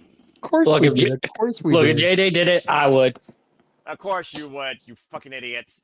All right, thank you, Emmanuel. And I'm just going to say Shelton Benjamin should be a fucking singles champion because he is better than ever we've seen as of late in AEW, in my opinion. And hedging bets with a heel pick versus a face pick, that's a fair shout out, honestly. I like that outlook. So I think for heel-wise, I'm actually going to go with Death Rider, Claudio Castagnoli, because he also deserves to be a singles champion. I think just him taking things himself in his own direction is a whole different dynamic than being one of Jon Moxley's lackeys. What do you got to say real quick, JJ? This might seem like a crazy thought, but considering AEW's partnerships, what are the odds that we could get Tanahashi in this? One last appearance. I mean, I know when they did the show, whatever it was, a few months ago, I think it was in Chicago, like early summer, late spring, they announced it as his final appearance in the States. Yes. But we also know the way Tony Khan is. Yes. I could almost see them making him the inaugural champion and then having him lose the title either at World's End or in the Tokyo Dome. Well, considering he's right now in the World Tag League with ELP, I'm going to say a highly unlikely in all likelihood because I think they're literally in action today as we speak. And he also, again, is done, like you said, January 4th next year, and he's already facing Kazuchika Okada in a Soto Tokyo Dome to the point they're already putting out extra seats. But I like the outlook. I did see your hand, Charles. What do you got to say real quick? And thank you for that, Ash. First of all, to JJ's point, if he said that they were to win it, Well, that also mean they could add that could add fuel to the fire if Okada was the one that took the national title from Tanahashi. That would just piss off Takeshita more. Right? It's like, so you know what? Actually, and hell, if Takeshita loses his title at Wrestle Kingdom, and Okada gets 2 belts, just shit, add more fuel to the fire. So actually, fair. shit, JJ might be right here. Well, it's not the first time that he's called something far-fetched out of the blue, and eventually he was correct. But again, we'll see what Kind of happens. like Oba and Moose. I'm about to say, Fever Dream wants the blue moon, but, where are we at now? All right, fair enough. And again, that was a great match, not going to lie. All right, well, good job, everybody. Some dynamic picks, and I think at the end of the day, we might be, wondering what we're doing with gimmicks, but this is modern-day wrestling. It's like, why are we doing this? Why are we doing that? Why are we doing this? All that used to live in the past and what the business was like, that's dead. Do with it now or get out of the fandom. Okay. Well, moving on from there. No. Good. What we gotta say real quick, Emmanuel. You only have one pick, Claudio. Who was your second pick? Statlander Benjamin. Okay, get your picture. I think you're right. Oh, that's fine. Again, and I imagine we'll also learn the participants in the Continental Classic at Full Gear, if not prior, because again, next week the Continental Classic starts Wednesday night. Can't freaking wait. And of course, Shelton Benjamin, he was a stud in that last year. I could definitely see him involved in that. We've also seen multiple championships involved in round robin tournaments, and again, that could lead implications if that person is pinned, whether or not someone challenges for said title. So it might just be more like a Kazuchika Okada that might be involved in that. And speaking of championships and tournaments, let's go ahead and move on to some fatal four-way action that could have some unique outlooks on the AEW Women's Tag Team Championship Tournament as we know it. Before I show the field, here, of course, right now, folks, is your bracket, and I will update you as I covered AEW Dynamite Collision impromptu last night. Your semifinals are now all set on both sides. The Baszler Raffle, the 9-gun Hardy Cameron will take on the Sisters of Sin, and on the other side, it's Toni Storm and Mina Shirakawa taking on Megan Bayne and Marina Shafir. And the unique thing about this, these 4 teams are now going to have a 4-way tag where the winner will determine their match stipulation in the semifinals. Again, Marina Shafir, Megan Bayne just beat Ty J last night. Toni Storm, Mina Shirakawa, the Timeless Love Bombs. Love that freaking name in their new theme. Of course, beat Alex Windsor and Rico in a very game bout last night. Baszler Raff, the Bracket Buster, beating Mercedes Moné and Athena with Harley Cameron being the Ring of Honor Women's World Champion. And of course, the Sisters of Sin with the help of Thekla beat Jamie Hayter and Queen Aminata. And of course, the Sisters of Sin and Marina Shafir and Megan Bayne were all part of the winning team, of course, in Blood and Guts. And why Timeless Toni Storm and Mina Shirakawa have some crazy-ass ideas, making John Moxley's bitch bleed within an inch of her life, including a tie-pain death match. Mina, you're so innocent. What's wrong with you, and why do I love you for this violent nature? I'm very worried what could happen here based on what team wins and what stipulation they could choose in the semifinals bout. As we get closer and closer to determining the first the first champion. So that being said, it's a 4-way tag. You all know how this goes. The first one to get pinfall or submission, they win. And they will get to choose their match stipulation in the semifinals of the tournament. Let's go around the horn and see what you all think. And guess what? I'm going to be polite here because I know there's one person here that JJ will never go against and never say anything negative about. So JJ, you're on ballot first. Who you have winning this 4-way tag to determine their match stipulation in the AEW Women's Tag Team Tournament bout? Go ahead. Honestly, none of these women I'll say anything bad about. Good Because man. even for as bad as people seem to claim Marina Shafir is, she'd still probably beat my ass and I'd probably let her. But that's a whole other can of worms. Yeah, it is. Stay civil. Jesus Christ almighty. Talk about glutton for punishment. Freaking masochist in a red lit room. Anyway, continue. The winner of this match isn't going to be one person. It's not even going to be 2 people since it's technically a tag team. The winner of this match is going to be the fans. Accurate. The MVP of this match is going to be the cameraman. Jesus Christ. Look, Noah, you may be the somber, straight edge, simple man, but stop me when I'm telling lies. No lies detected. Oh, by the way, look, this is what a women's tag team division looks like. Anyway, continue.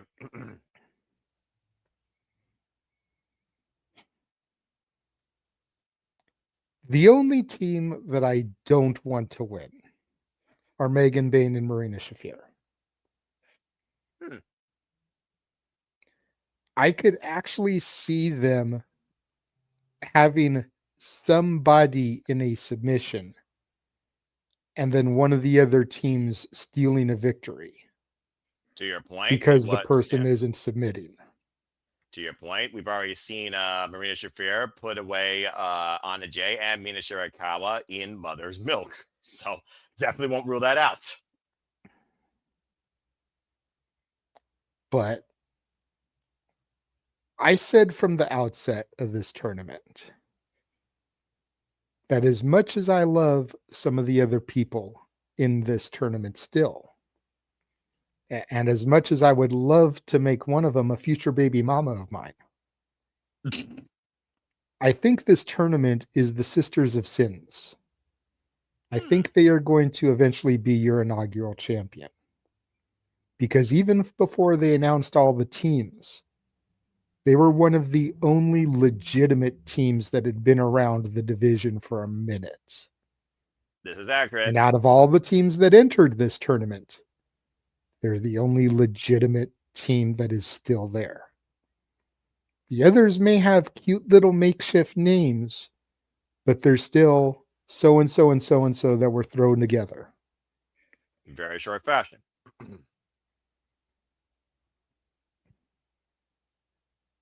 And I think these type of matches work better if a heel gets to pick a stipulation.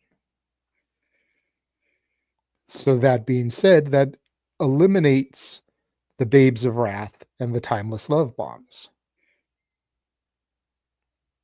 So I've got the Sisters of Sin taking this. Okay. And hopefully Sky Blue does not bring any fire involved in this. Crazy masochist. God bless her. Hard crowd of the womb. All right. So Darby Allin isn't in this match, so we don't need to set anybody on fire. So there's no yeah. reason to bring flames. It will be a hot time in the old town tonight because of the 8 women involved here. But we don't need legitimate fire. Tell that to Sky Blue as Kyle Fletcher fears the day that happens in AEW. She's been asking for that. She personally asked for that in Blood and Guts. I'm glad it didn't happen. Okay. That's because they were already doing that in the men's Blood and Guts, probably. Yeah, you're and you not didn't wrong. want to do the same spot in 2 matches. Yeah, you're not wrong, honestly. Darby Allin probably overheard her pitch and was like, ooh, I can do that. Set me on fire. Why do I feel But like according to Nick, Darby Allin wasn't set on fire. You know what? He was not set on fire. He was not set on fire. I don't want to hear it. Okay, Bill Nye, fake science guy, context aside. That being said, I feel like Darby Allin and Sky Blue is a fever dream of mixed tag team masochist waiting to happen. God help us. Okay, he's got Sister of Sin winning this. Darby Allin and Sky Blue versus Ethan Page and Chelsea Green. Stop it. All right. That being said, he's got Sister of Sin winning this and picking their stipulation against the Babes of Wrath. Keep that in mind. Again, if Timeless Toni Storm and Mina Shirakawa win, they pick the stipulation against Megan Bayne and Rhea Shafir to the point that Mina said Taipei death match as a possibility. Hell no. All right. Get that comment off, fucking Walter. All right. That being said, thank you, JJ. He's got the Sisters of Sin. Well, this should be interesting as, believe it or not, Charles, it's actually 55% in favor of the Timeless Love Bombs, considering the personal vendetta Toni Storm has towards Pride, Megan Bayne, Rhea Shafir, which is right now becoming a bigger story in this tournament. 55% with Toni Storm, Mina Shirakawa. The other 3 teams, a dead even 15%. So, again, there's interest across the board. But Mina and Tony right now, I think people just want to see what sort of innuendo promo or some sort of crazy ass stipulation those 2 come up with against Megan Bayne and Rhea Shafir, especially after how Blood and Guts ended. That being said, Charles, do you agree with JJ? Do you agree with the poll? Or do you have a different outlook? Go ahead. You're next. I still agree with JJ. The cameraman and everyone at home wins this. Oh, That's not buddy, one. fucking hell. No, I love how you're acting all innocent, but yet Do I need to remind how you were when you were seeing Mina during Dynamite? The way you were talking? Nina is hardcore. And I Normally, didn't know that innocent Gem could be hardcore. hush. I'm hijacking your show for a minute. Hush. All right. Normally, I wouldn't do this type of thing because I know the way he reacts. But all you need to know to see the way Noah feels about seeing women is watch him during a bunny match. You better shut the fuck up before you start something. Oh, now I remember that. A fair point. Charles, go fall down a manhole cover and shut the fuck up. Anyway, get your pick out. Damn. You really want By the way, to that's the fat comment. Walter's still ain't shit, but he's not wrong either. I know that nobody's wrong here. Which is why I am going with go with JJ's pick. You go with Jay. Forget just buyout. All right. Look, JJ makes so many damn good points. Fair enough. Look, because I've heard Nick in the spaces, and Nick, I apologize if I hijack some of what you're about to say here.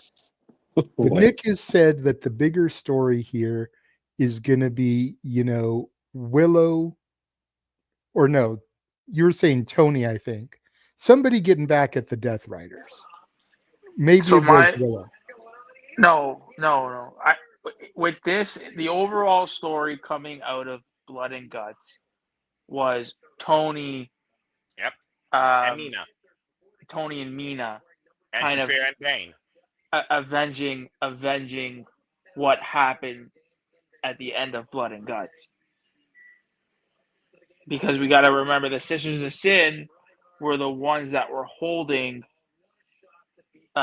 Tony back, and it was Marina and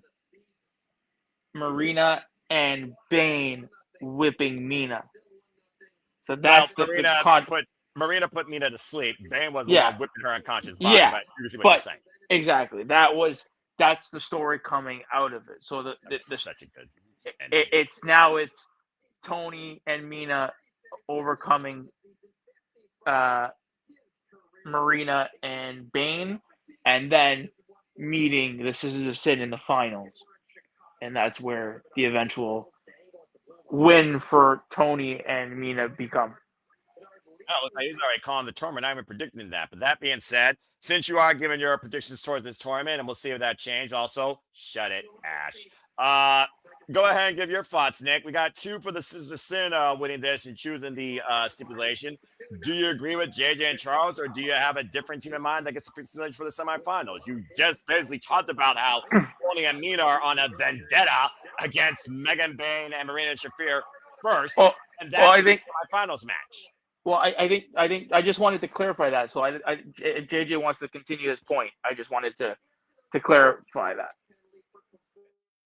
No, it's okay because I was incorrect in the point I was going to make. So it's all right, JJ. Again, we're keeping you in line with the story. He's been out a few weeks for us for Hours of Passion, but also botch. Anyway, go ahead, Nick. Now give your pick. I don't really give a fuck about this match. Really? This is an absolute waste of time. Okay. Why does this tournament need a stipulation match in the semifinals of the tournament?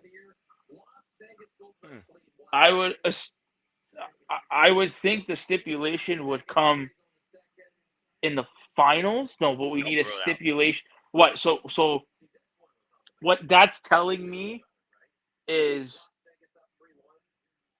I get they want to protect Megan and Mina, or Megan and Marina, but this is there could have been other creative ways to do this. So I could see Tony and Mina winning this match, but really, who gives a shit? Because this is pointless. This is one of those again. Tony, why? You don't need this. You're overcompensating for something that doesn't need to be this difficult.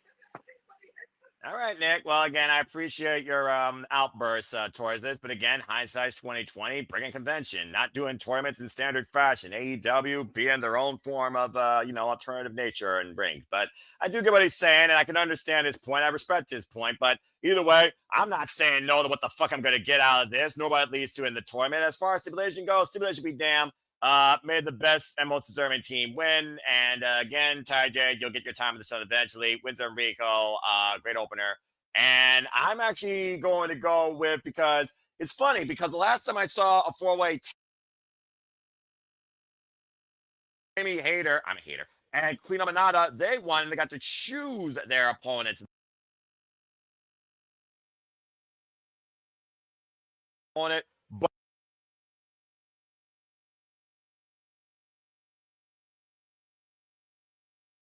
Noah, your audio keeps cutting in and out. I can't hear you. Yeah, I can't hear him. Was it the only one that heard that? That kind of threw me off. Holy shit. That threw me off.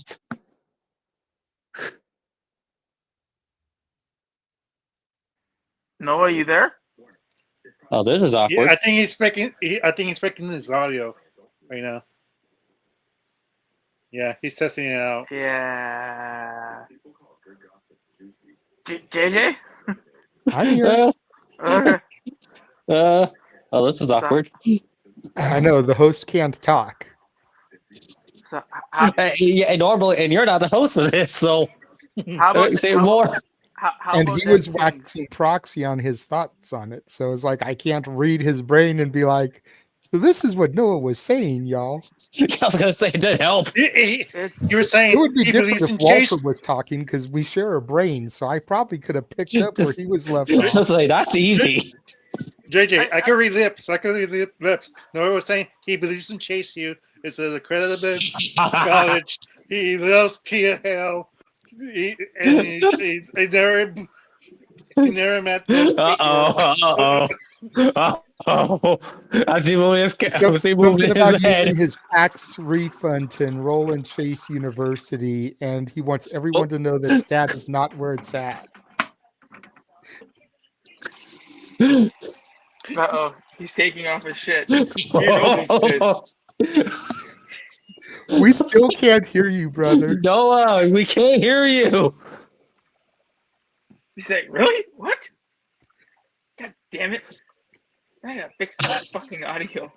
God damn it. Why can't this ever happen during karaoke nights? Then I can get out of singing.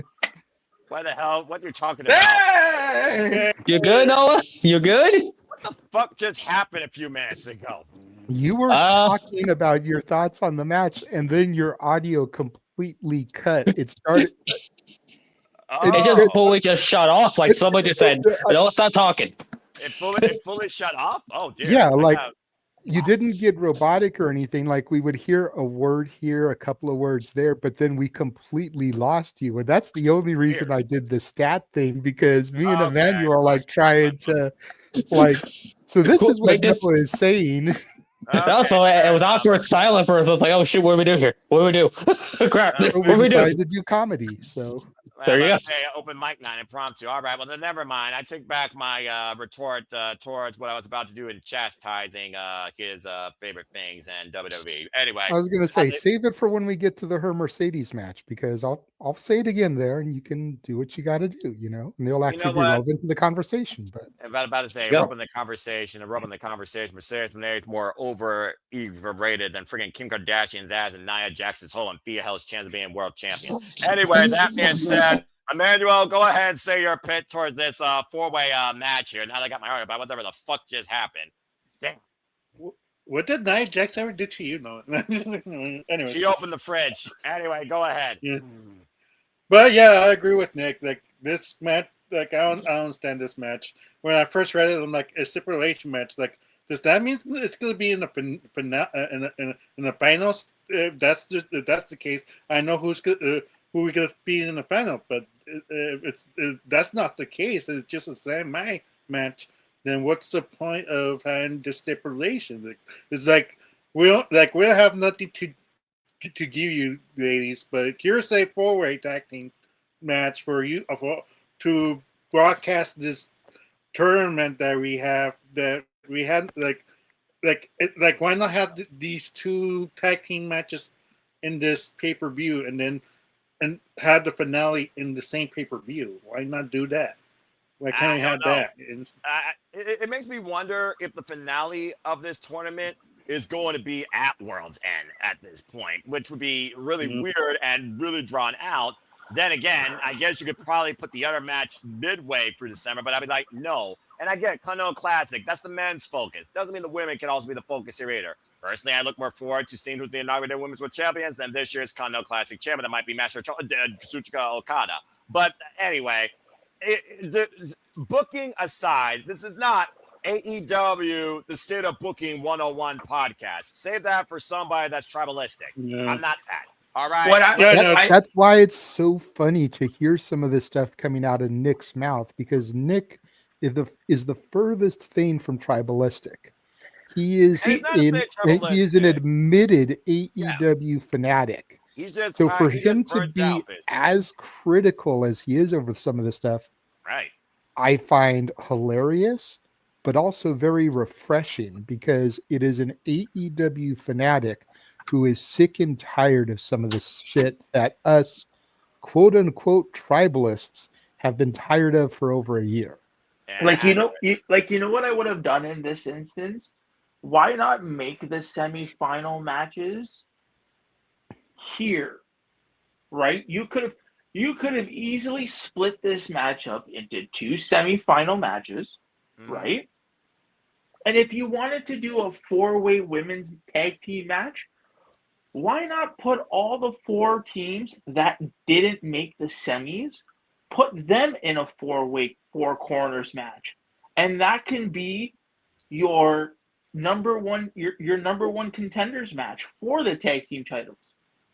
Like this is a match that is unnecessary. It's a match like this and a match like Pac versus Darby that's not needed. Moxley and Kyle O'Reilly. No, but I don't feel it's needed on the pay-per-view. It could very easily be the main event of Thanksgiving Eve Dynamite. Now, I mean, you're right, and they might. Who knows? The reason why I think they're putting this on this pay-per-view is the fact that they're bagging Moxley. Like, if they don't kill, and JJ, I don't know if you were there. Shout out to DJ and Ropes and Rock and Ropes. We said it. We were talking about it on their space, and DJ even said it. Like, dude, if Mox doesn't get killed this pay-per-view and gives us a little bit of a break from him, then what are we doing? Like, I agree, though. I agree with whoever it was that said it. I don't think it's going to happen until World's End. It's going to be the end of the Death Riders world. Yep. Accurate. You know what's All up? right. Just like Mercedes may end up taking her first L at World's End, and it start unraveling Mercedes's world. That's taking 2. I've been saying for a minute. She's taking 2 L's that night. Yeah. And when we get there, I'll tell you what I'm tell you my theory. But yeah, we'll see. You know what? Funny. I still haven't made my prediction. Right, because y'all were talking about booking again, the state of AEW booking. I didn't know. I'm sorry, Noah, that it ends up turning into those type of conversations. But for better or for worse, we are all going to be critical of the product we see. Yeah, I know that. I wouldn't expect it from Leslie. Why do you think I'm critical about WWE and PL's chances of being Women's World Champion? What your bitch is doing on SmackDown, which is jack diddly. Anyway, Emmanuel, go ahead and give your prediction. I wouldn't expect anything less from y'all. But yeah, I'll expect Megan Bain and Marina Shafir. I gotta go there for the panel. These two women to win the title, this stipulation match. Why not? And then they can loosen that stipulation match.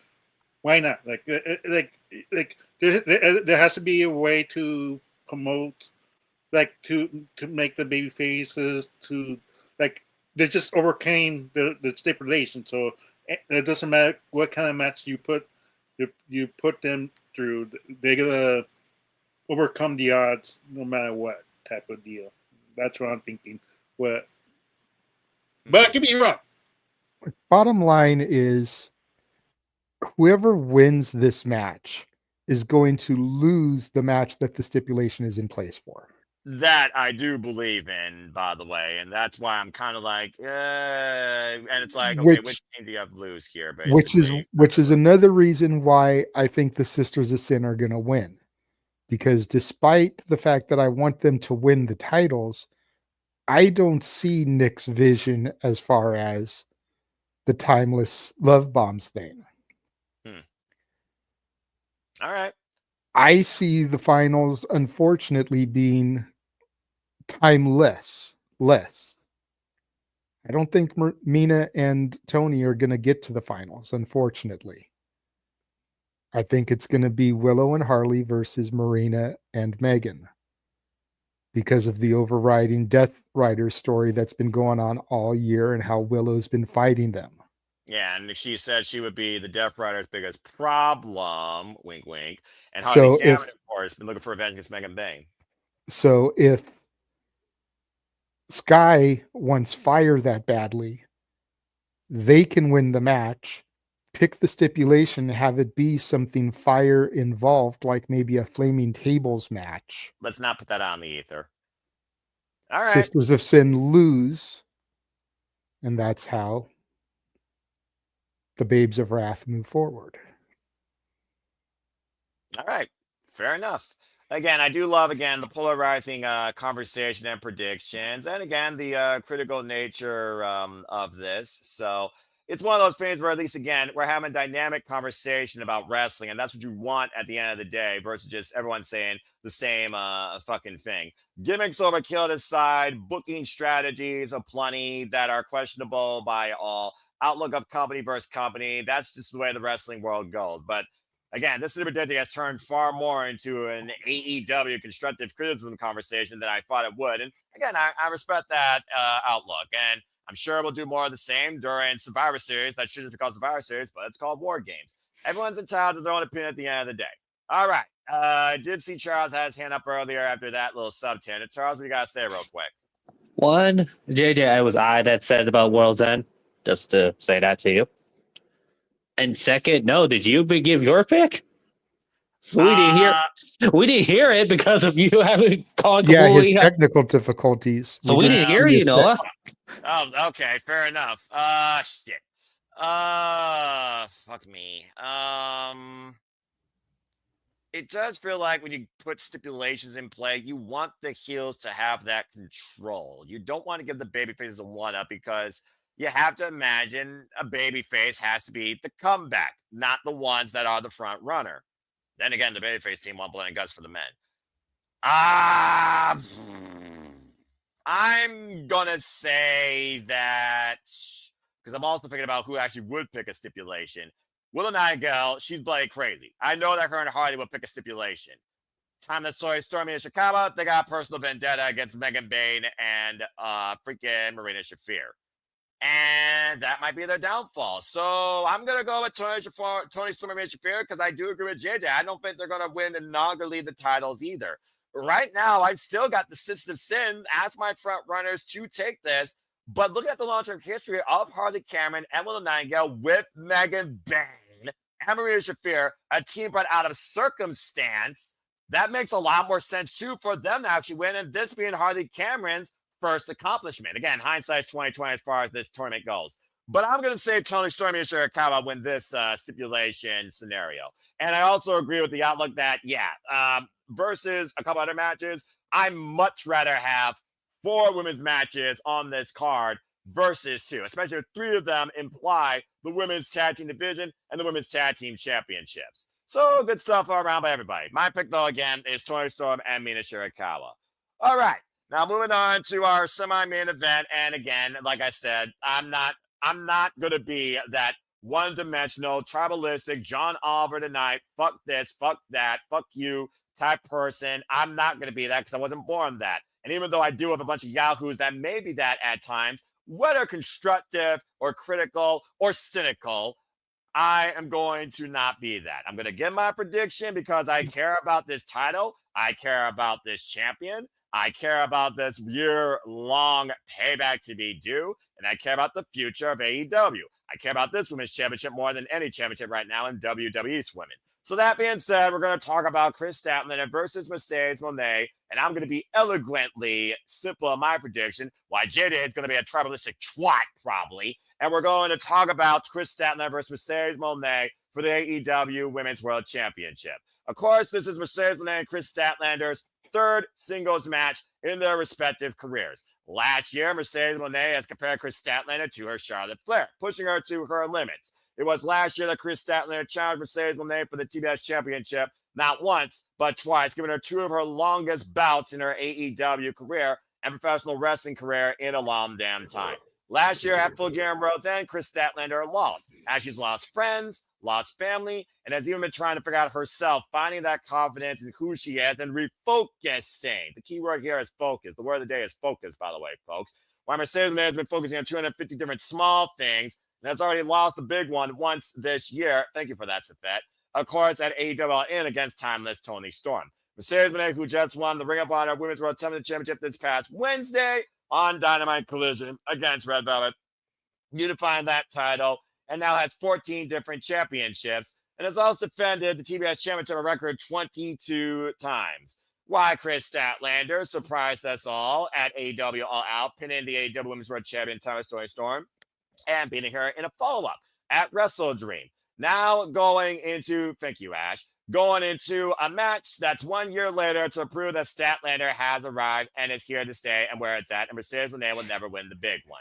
A match of focus, a match of redemption, a match where Mercedes Moné is still trying to reach the unreachable legacy, while Kris Statlander continues to create history, being the first TBS champion to also hold the AEW Women's World Champion.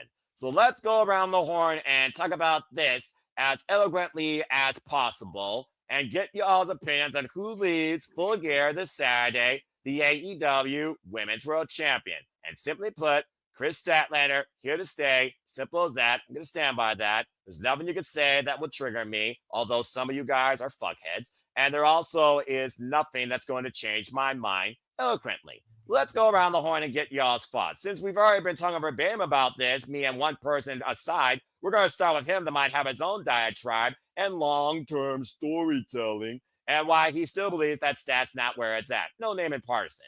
So let's go ahead and get everyone's thoughts. And before we do, I will say this, how many people? Not unanimous. 75% with Kris Statlander, while 25% did go with the overrated Kim Kardashian levels of airheaded nonsense CEO Mercedes Moné. Okay, now that I got that all out and I finally got my opinion out there, let's go ahead and get everybody's thoughts. Starting with the Renegade of Wrestling, JJ Williams. JJ's going to pick Moné, and then we'll move on to everybody else. So go ahead, JJ, and give your prediction. I wish that I liked Stat more than I do. I honestly do, Noah. Because I think what you and everybody forgets is that when I first came into AEW wrestling, Stat was already out with her injury. When I first came into AEW, I gravitated towards one woman, your current WWE Women's Champion. And Stat is the one that dethroned her. It's not anything personal against Stat. No, it's not. It's just that I didn't get to see her really do anything prior to beating my bitch. And then she wins the title, has a very lackluster TBS title reign.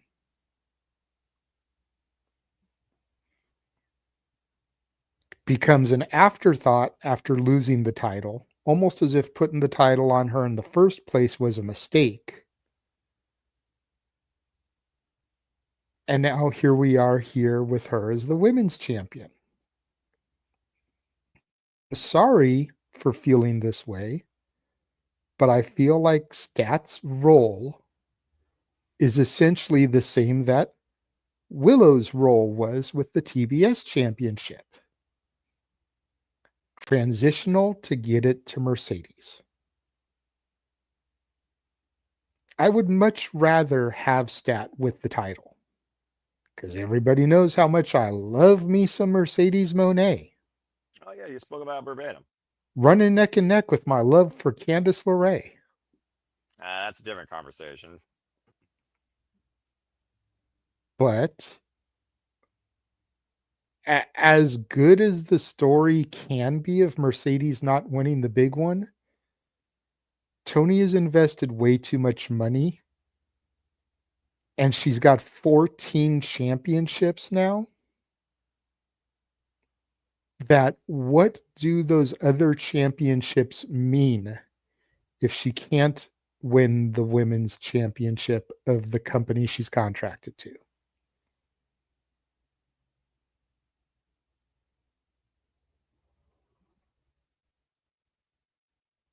There you go. And that's for y'all also to debate on as well. 250 different small things versus one big thing.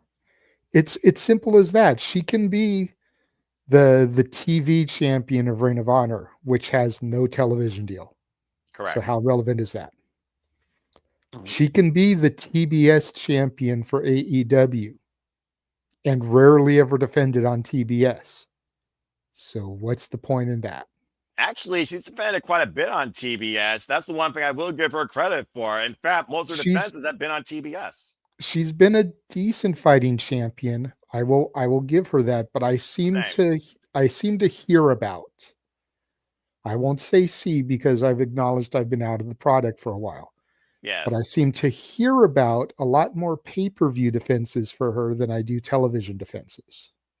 That is fair. She's defended it on each pay-per-view. She wasn't involved in a tournament or challenging, of course, Thomas Storm for their Women's World Championship at All In. Her only loss this calendar year. So that's why I say rarely defending on TBS. Because I hear about her defending it more on pay-per-views. And as great as it is that she's defending them on pay-per-views, it's not TBS. 5 defenses on TBS, 6 defenses on pay-per-view this calendar year alone. Okay. At least one defense each month, except for June and April. And that's good. But that's 5 defenses in a 52-week year.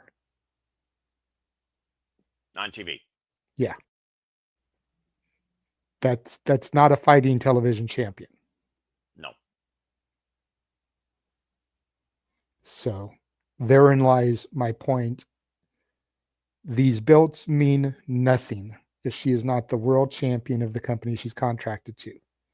I don't care if she's got the Saskatchewan Heavyweight Championship, the Nigerian Heavyweight Championship, the Melbourne Heavyweight Championship. Saskatchewan. You know, I don't care if she has the Beijing Heavyweight Championship. None of that shit fucking matters. All right. If she's not the AEW Women's Champion.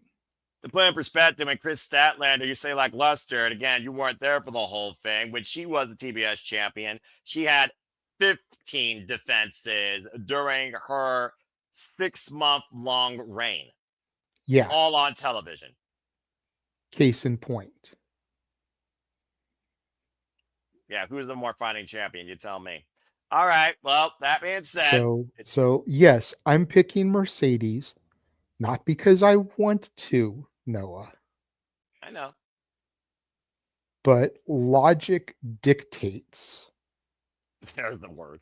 I know. Mm-hmm. Logic dictates that Mercedes needs to win this championship. She just united the interim and the real Ring of Honor TV championship. Mm-hmm. What was the point of that if she loses on Saturday? That match means jack shit. I mean, it meant jack shit to begin with, if I'm being perfectly honest. It did. Congratulations, Red Velvet. You're back from injury. Lose the fucking belt. Accurate. It's almost as bad as, hey, we just had 2 matches inside a double steel cage. How are we going to top that? I know. Steel cage match. Yeah, from one cage to another. I'm like, why? Here's why. Coming from sketch And watch, people blame WWE for burning match stipulations to the ground. they started it. AEW is just following it. What one does, the other one proceeds. What's originality anymore, JJ? It doesn't exist. You're right. It doesn't exist, but AEW is supposed to be the counter to it, not the carbon copy of it. I never consider them a counter. I just consider them something different versus WWE style, but it does slowly seem like they're assimilating that. And again, fucking hate it. Well, that being said, eloquently put, Mercedes Moné, Kris Statlander. And So again, other than Noah, does anybody think Stat is winning? Raise your hand. yeah, about to say, go ahead and let y'all's thoughts, Avatar and Emmanuel, as they are thinking based on what everyone said. And again, he used the word logic. And also, I'm just going to say this. I don't follow contracts, and I sure as hell don't give a fucking crap about top 1% in wrestling or in this world. So that's another reason why the working class should win the President's Championship. She's not even worthy of a Pornhub app account. Anyway, That needs to be said, Tony Storm and Mina Shirakawa. don't give them ideas. Next thing you know, they're going to have a Blue Chew endorsement. Before this becomes way too far up innuendo style, shut it, both of you down the bottom. Hey, all I'm going to say is if you look at any of the women in that 4-woman tag team match or the 2 here, and you need Blue Chew, you're the one with a problem. Or an insecurity. Like because as much as I dislike Mercedes, she's still a fucking smoke show. If I walked into my room and found her naked in my bed, I'm not kicking her out because I fucking hate Mercedes. Okay, JJ. Just saying. And I don't think fuck? anybody on this panel is disagreeing with me. What the fuck is wrong with y'all? Jesus Christ. All right, that being said, even Safet, who I chew out from time to time, is with me. I would bet even Ash agrees with me on that comment. All right. This is becoming something way too rated R, all right, for simply predicting, all right? What a freaking sub-tangent. Get that off there. Fucking hell. All right, that being said, it's 1 Kris Statlander, 1 Mercedes Moné. Nothing but love to you, JJ. May we continue to always be opposite because of these great conversations. 75% in favor of the champion, 25% in favor of Sam Moné. What's her contract like? Is AEW fed up with her? The fact she never wins the big one, if she loses again, which she should Saturday, by all of God's good grace, may she. If she does, are we finally going to see the downfall of the CEO? Can we confirm she will never be world champion? That being said, well, let's get your thoughts on this. Oh, fucking hell, Ash. I am going to say one more thing before Emmanuel takes it. Go ahead, I brother. pity the day, Noah, when we see eye to eye on every fucking thing. Part of what I love about our dynamic is how polar opposite we are. This is accurate. And I don't think that's ever going to change with me as long as I stay the simple man that I am. Simple as that. Whether I see you in Las Vegas or California next year. That being said, Ash apparently does agree with you regarding the women's 4-way. And I'm just going to say this real quick in conclusion. You pathetic, gender indifferent, weak-minded simpletons. All right. Emmanuel, your thoughts on this Women's World Championship match? Who do you have winning and leaving with the AEW Women's World Championship? My only concern, is this. Like, I want to have Kris Statlander win. Don't get me wrong. But There's a small, there's a small possibility that Tony Khan saw the BWI Mercedes number 1 for a reason. Polarizing popularity contest. How can she be number 1 if she doesn't have her own damn company's main title? How can she be even number 1? If Tony Khan really wants to kayfabe this, we gotta see a new champion on Wednesday. Celebration. Her holding the AEW Women's Champion. I don't want to say it. There's a small possibility of that happening, Noah. So, for the love of God, if you're hearing me, God, this is me and Noah praying to you right now. Please don't let Mercedes win that AEW championship. I'm sorry for those two people who are not religious, but this is a praying moment. Please do not have her walk away with that title. We don't need to see it. All My right. pick is Kris Statlander. Okay. Very good. And Ash, again, we love and respect you for that. And as an advocate of women's wrestling, I love that sub-tangent. Okay, well, thank you, Emmanuel. All right, and Nick came back. His phone must have not blown up, so let's go ahead and get his thoughts now. He's back, and we'll close this one out with Charles. Nick, your thoughts, AEW Women's World Championship, Kris Statlander, Mercedes Moné, 3. What do you guys say? I agree with you. I see the story. I see the vision. It's just we have to let it play out. I get everybody's thing is how can she be number one if she doesn't hold the number one? But that's not the story. Story is she can't win it because she's so preoccupied of this global dominization that she can't win the one that matters most. So I have Stat retaining, but the question is, when was the last time Mercedes defended the TBS title on pay-per-view? Pretty sure it was All Out. That's correct. Right? Because she didn't do it at Full Gear, or she didn't do it at Wrestle Dream. Yes, she did. It was title for title against Mina Shirakawa. I took that back with the interim Ring of Honor Women's World Championship. So technically, it was literally last month on pay-per-view. Okay, so she was. I think she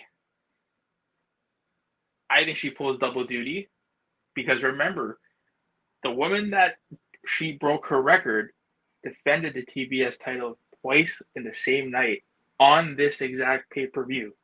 Remember when Jade did it, when she defended it against somebody and then lost it to Kris of all people. Double or nothing. I would not be shocked if the Good Doctor, Mrs. DMD, comes out after, and you have an impromptu TBS title match, and therein lies Mercedes' second loss in one night. That would really warm my heart, honestly. And thus begin her downward spiral. All right. And that's where I come to you, Nick, and I'm like, she's not going to start losing her titles until World's End. World's End is a prophetic title because it is going to be the end of some of these worlds we've seen these last couple years in AEW. It was the end of MJF's world, of course, and Samoa Joe beat him in his hometown. It was the end of the Continental Classic. Again, context aside, sometimes a show's actual name actually means something. So he's not wrong there. I agree. All right, but I also do agree that Bringer DMD, who has a long term to Kris Statlander, might I add, it was Kris Statlander's last singles TBS title defense. So there's history there too with these AEW originals. And I would love to see Britt Baker and Kris Statlander. Hell, the last time Kris Statlander had a chance at the AEW Women's World Championship was against Britt Baker DMD 4 years ago at AEW All Out. And Britt beat her. And it was Tony on Ariel Hawani's podcast who said he's a big fan of DMD. He's very high on DMD. DMD is still part of the company. And he's trying to find ways to introduce her. So I would respect that because at the end of the day, yes, you want to bring somebody on. Go ahead, JJ. If you didn't see that interview, Noah, watch it. I most certainly will. Because, and here I'm going to say something positive. It is the best interview I've ever seen Tony Khan do. Really? It's not like you see him in the scrums where he's kind of prepared for shit and he tap dances around stuff. Oh, I don't even watch the scramble, so it's like We all used to. But I think pretty much after Brawl In, Brawl Out, and that shit, like, people just stopped giving a shit about the scrums. oh, okay, fair enough. But it is legitimately the best interview I've ever seen Tony Khan do. They went like an hour and a half, almost 2 hours, Yeah. I think. And Tony Khan didn't dance around anything. He was very open, pretty much answered every question Ariel Helwani threw at him. I mean, Respect. the one, Killer the couple. Cross, Miro, Andrade, CM Punk, Britt Baker. He answered questions about all of them. He even answered questions about WB. WWE's counter programming, how he feels about it. Like, I was seriously thinking about bringing the interview up on Shenanigans this week. So I definitely would recommend watching it so that you're caught up on it. Sorry for stealing your thunder, JJ. It's all good. About what? That's why I paused in. I wanted to make sure JJ got point out because you all know that I don't really follow any feeds, any news, or watch anything like that. The last podcast I watched was unrestricted when Kris Statlander, of course, talked about her year information. And that's, of course, why I picked her at AEW Out, and I was right. I haven't seen AEW Studio up for Full Gear preview. I'm curious to see if they're going to have a guest there that might speak. But that being said, you actually intrigued me to go actually listen to this interview. So I will definitely watch this come today. And I will definitely be prepared to give thoughts on it or lead a conversation on, if need be, on the Weekly Marvelous Conversation Wrestling Matters called Shenanigans, if I have to fill in, as it seems I've been doing that more often than not, if I have to. But thank you for that food for thought, and thank you, Nick. That being said, Statlander, Moné. Charles, you close this thing out. And also Ash's Kris Statlander as well. Preaching the gospel. Charles, what do you stand on the table? Yeah. That's that, of course. I'm the only one picking Mercedes so far. Don't disappoint me, Charles. You're my only hope. About to say, it's not the first time JJ's been the odd one out, but it's also not the first time JJ made us eat crow.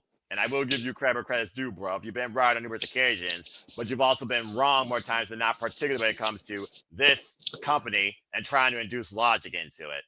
Anyway, that being said, let's go ahead, Charles, and get your thoughts to close this semi-main event out. What do you guys say about Mercedes and Kris Statlander? Go ahead. JJ, I was planning on joining you anyway. So you're good. I was always planning on doing that. He's playing the Walter role because Walter Cruz is, of course, asleep right now. Again, folks, you haven't already subscribed to Rage Wrestling Walter Cruz. And beside difference is I've been following Kris Statlander since beginning, of course. So that's like the one difference. But I still understand JJ's points and everything else, which is why I'm still siding with him on this. And this is Mercedes' second shot. She's winning the title. All right, we'll see what happens. I still think third I time can't just because every time you bet against Mercedes, you look like a fool in the end. On certain cases. Except the big one. All in. I rest my case. That being said, 250 small ones will never amount to the one big one. And if she's satisfied with that, whatever. As long as it doesn't mean that she rules over Kris Statlander and the AEW Women's World Championship. As me and Emmanuel and Ash have prayed to the good Lord up above. And there is a God, and he is kind. All right. And closing remark, as much as I want Statlander to retain, I'm hoping for the best while expecting the worst. And that, folks, is the definition of professional wrestling, no matter what company you watch or who you're watching. Simple as that. Okay, well, that being said, we've had a lot of polarizing back and forth discussion, a lot of unique analysis, predictions, some critical booking, constructive criticisms, a lot justified in one person's opinion versus a conglomeration here that has agreed or disagreed. And at the end of the day, that's what City Predicting mostly is all about, but also it's about being wrestling fans with an open mind, not being tribalistic, because I don't believe in tribalism. I believe that everyone's entitled to their opinions, and you can speak constructively about anything versus being cynical about one thing. So let's go ahead and get right into what most likely will be our main event for the AEW Men's World Championship. And again, It's a rematch, a rage in the cage, if you will, as Hangman Page, far less than 100%, defends the gold one more time against Samoa Joe. God almighty. Samoa Joe and Hangman Page met for the first time one-on-one in their respective careers at Wrestle Dream, where Hangman Page was able to beat Joe with a couple of buckshot ladders, but it was not an easy outing as Samoa Joe kicked his ass. Following that, there was no respect shown as Samoa Joe and the Odds went full heel and dropped Hangman Page on the World Championship with a muscle buster. Hangman Page has a compromised neck ever since. So honestly, he's been compromised since the friggin' Kyle Fletcher match at AEW All Out. Goddamn. That being said, we've recently shown on Dynamite and Collision how Hangman Page has systematically taken out the Odds, sending Hobbs to the hospital in that Falls Count Anywhere match, and Lobo and neutralizing Katsuyori Shibata, as Samoa Joe is left all alone. But Samoa Joe says that he will be Hangman Page's inevitable end. Let's not forget, Samoa Joe is a former AEW World Champion, and while everyone may be looking beyond this, they are also talking about a man that has history with both of these men, who still has a guaranteed world title shot to come of his choosing 1 week later, and that is Maxwell Jacob Friedman, MJF, who has not been seen since the tables and tax match at AEW All Out to lose to Mark Briscoe and going on a journey of self-discovery. And prior to that, he faced Hangman Page earlier this year at Forbidden Door for that title. He also lost the AEW World Championship to Samoa Joe at World's End 2 years ago. So as MJF might literally be looming sooner rather than later, it right now has Hangman Page, Samoa Joe, and Side Steel Cage. And for those that haven't watched AEW, this Steel Cage is actually about keeping people in, don't hold my breath, but it also is not about a floozy coward way out. Escape means jack shit. The only way to win is pinfall or submission inside the cage. And there is no disqualification. So that being said, let's go around the horn and see if you believe there will be a new AEW Men's World Champion. And it's Samoa Joe, Hangman Page is undoing, or somebody else that we're not thinking about here or that I haven't mentioned. Hangman Page has a very mixed bag lately as of late on Full Gear, if you all remember. The last 2 years in a row, he's lost. He lost his first string in that Texas Death match in 2023, and he lost to Switchblade Jay White last year when he lost his damn marbles.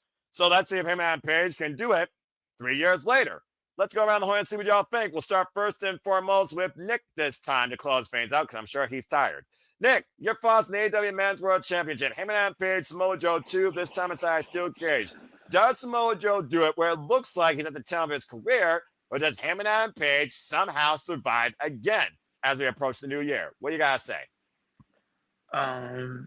Yeah, I'm pretty beat. So I'm probably just gonna answer this and dip on out of here. I appreciate you. Honestly speaking, I think I can't see Joe winning because of the fact that MJF still has that contract. I've said it for months beforehand.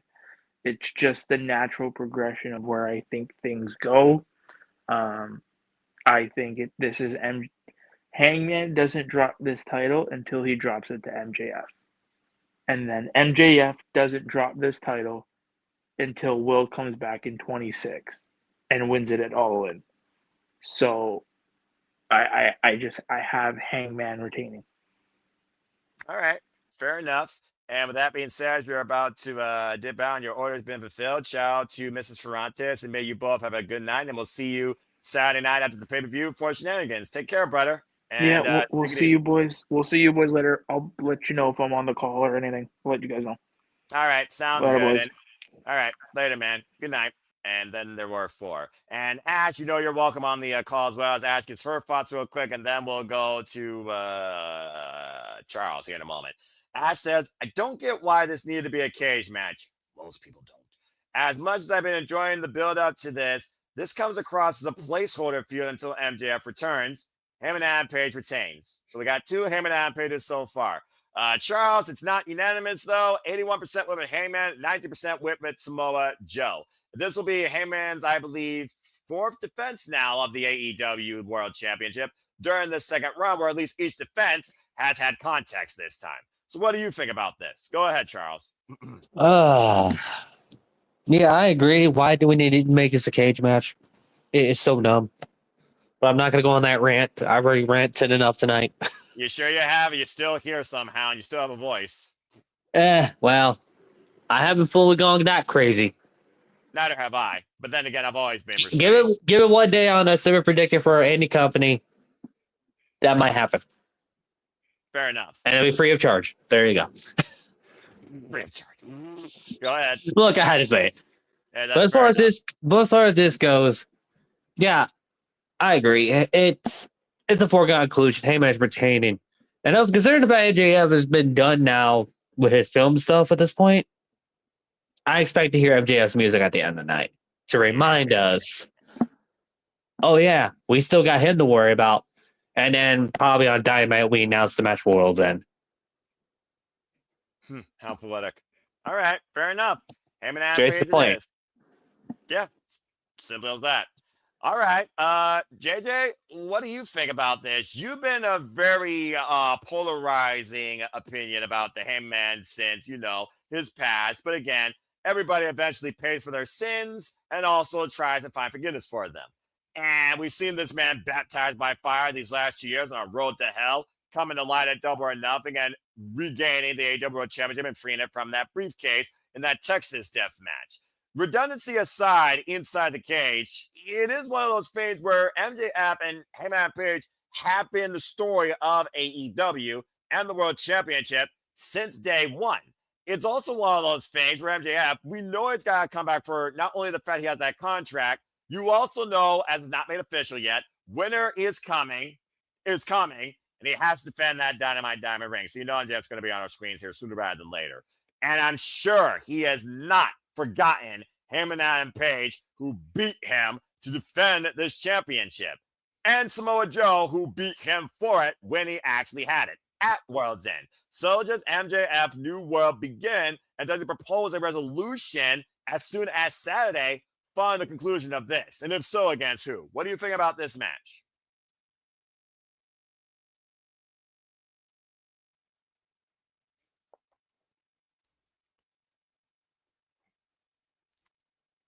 The thing that keeps going through my mind, and while I agree that it's almost a foregone conclusion here that Hangman is going to retain, the thing that keeps going through my mind is how Joe beat MJF 2 years ago at World's End. MJF was extremely banged up. Could Joe win the title here? MJF cash in his casino gauntlet and take the title off of Joe at World's End this year. I've actually been thinking about making that come full circle. Yeah, I've actually been thinking about that a lot, which is why I said resolution. Continue. This one. That's an interesting dynamic to contemplate here. Because even though Joe versus Max would be heel versus heel technically, there's the history there. Yep. And while it would make more sense for Max to take the belt off of Hangman, who's a de facto babyface right now, to the point that's been brought up off and on all night, there's some of us that actually like stories. And when something can be maybe not intentionally, but woven into a way that makes it seem like it was a long-term story, there's certain fans that will chew that up and love it and digest it and come back for more. We've said 100 times we already expect MJF to be champion for Ospreay to beat. Yes, we The have. question becomes, when do we give Max that title? Mm-hmm. How long of a run do you want Max to have with it? Be as long as reigning champion. You know, I Other than Swerve versus Hangman, which I think we need to get back to eventually, what is there for Hangman to do as champion? I feel like there's not. This is what I hate about Hangman as champion. And personal bias be damned, because I still blame him for the downward spiral that began the AEW downfall. Coming out and cutting that promo on CM Punk. Right. But all that be damned. There's a reason why I haven't changed my opinion on MJ or on Hangman being the worst AEW champion they've had. The money with Hangman is in the chase. He wins it. He achieves it. Woo, yay, streamers. Nobody gives a fuck anymore.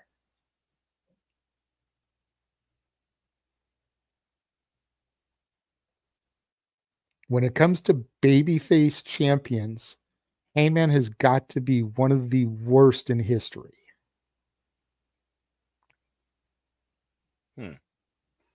You know, and you can't give me the argument about babyface champions don't draw. Look at Hulk Hogan. Look at John Cena. Look at, you know, some of the others. I almost said The Rock, but The Rock never even had a lengthy championship run. Exactly. I was about to say. But John Cena held that title for almost an entire year. You know, Hogan held it for damn near 4 years as babyface champions.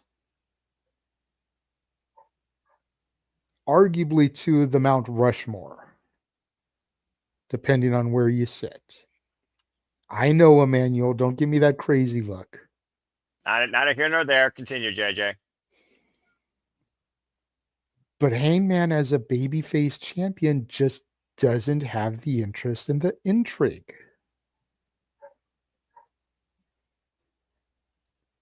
Again, everyone expects him and Swerve as a feud. Hangman feuded with Swerve when he was champion. It only seems right that Swerve feud with Hangman now that he's champion. You know?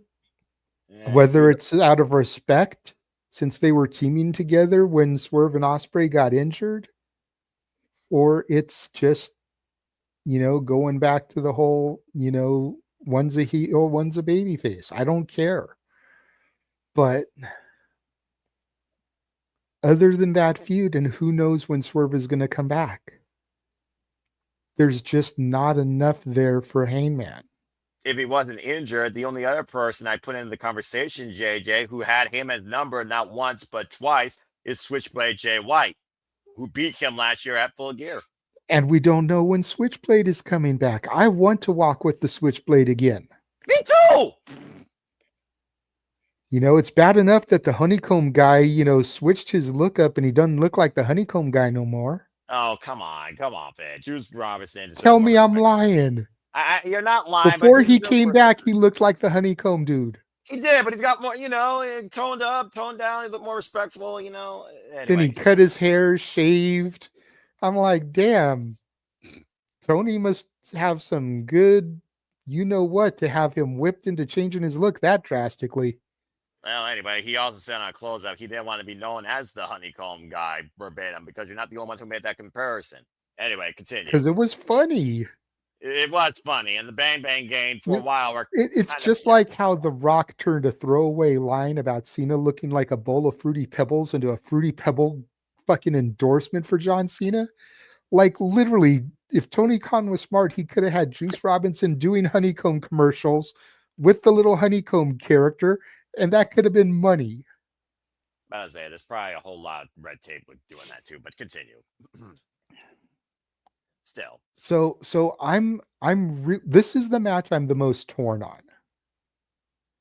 Because while I think everyone is kind of on things about it being a foregone conclusion of Hangman retaining, I almost think there's more money in Joe winning. Because then you run back Joe Hangman. You have him come back at Winter is Coming, defend the Diamond Ring, announce that he's cashing his match in at World's End. You have him dethrone Joe at World's End. You give him the run until we go to All In London, Wembley. And then you do the drop to Ospreay at Wembley. And you get another good 6-7 month run out of MJF, the cocky, arrogant heel champion who people are going to want to chase, who can throw his new Hollywood success, Rock style, into things, making him an even more egotistical son of a bitch. Accurate.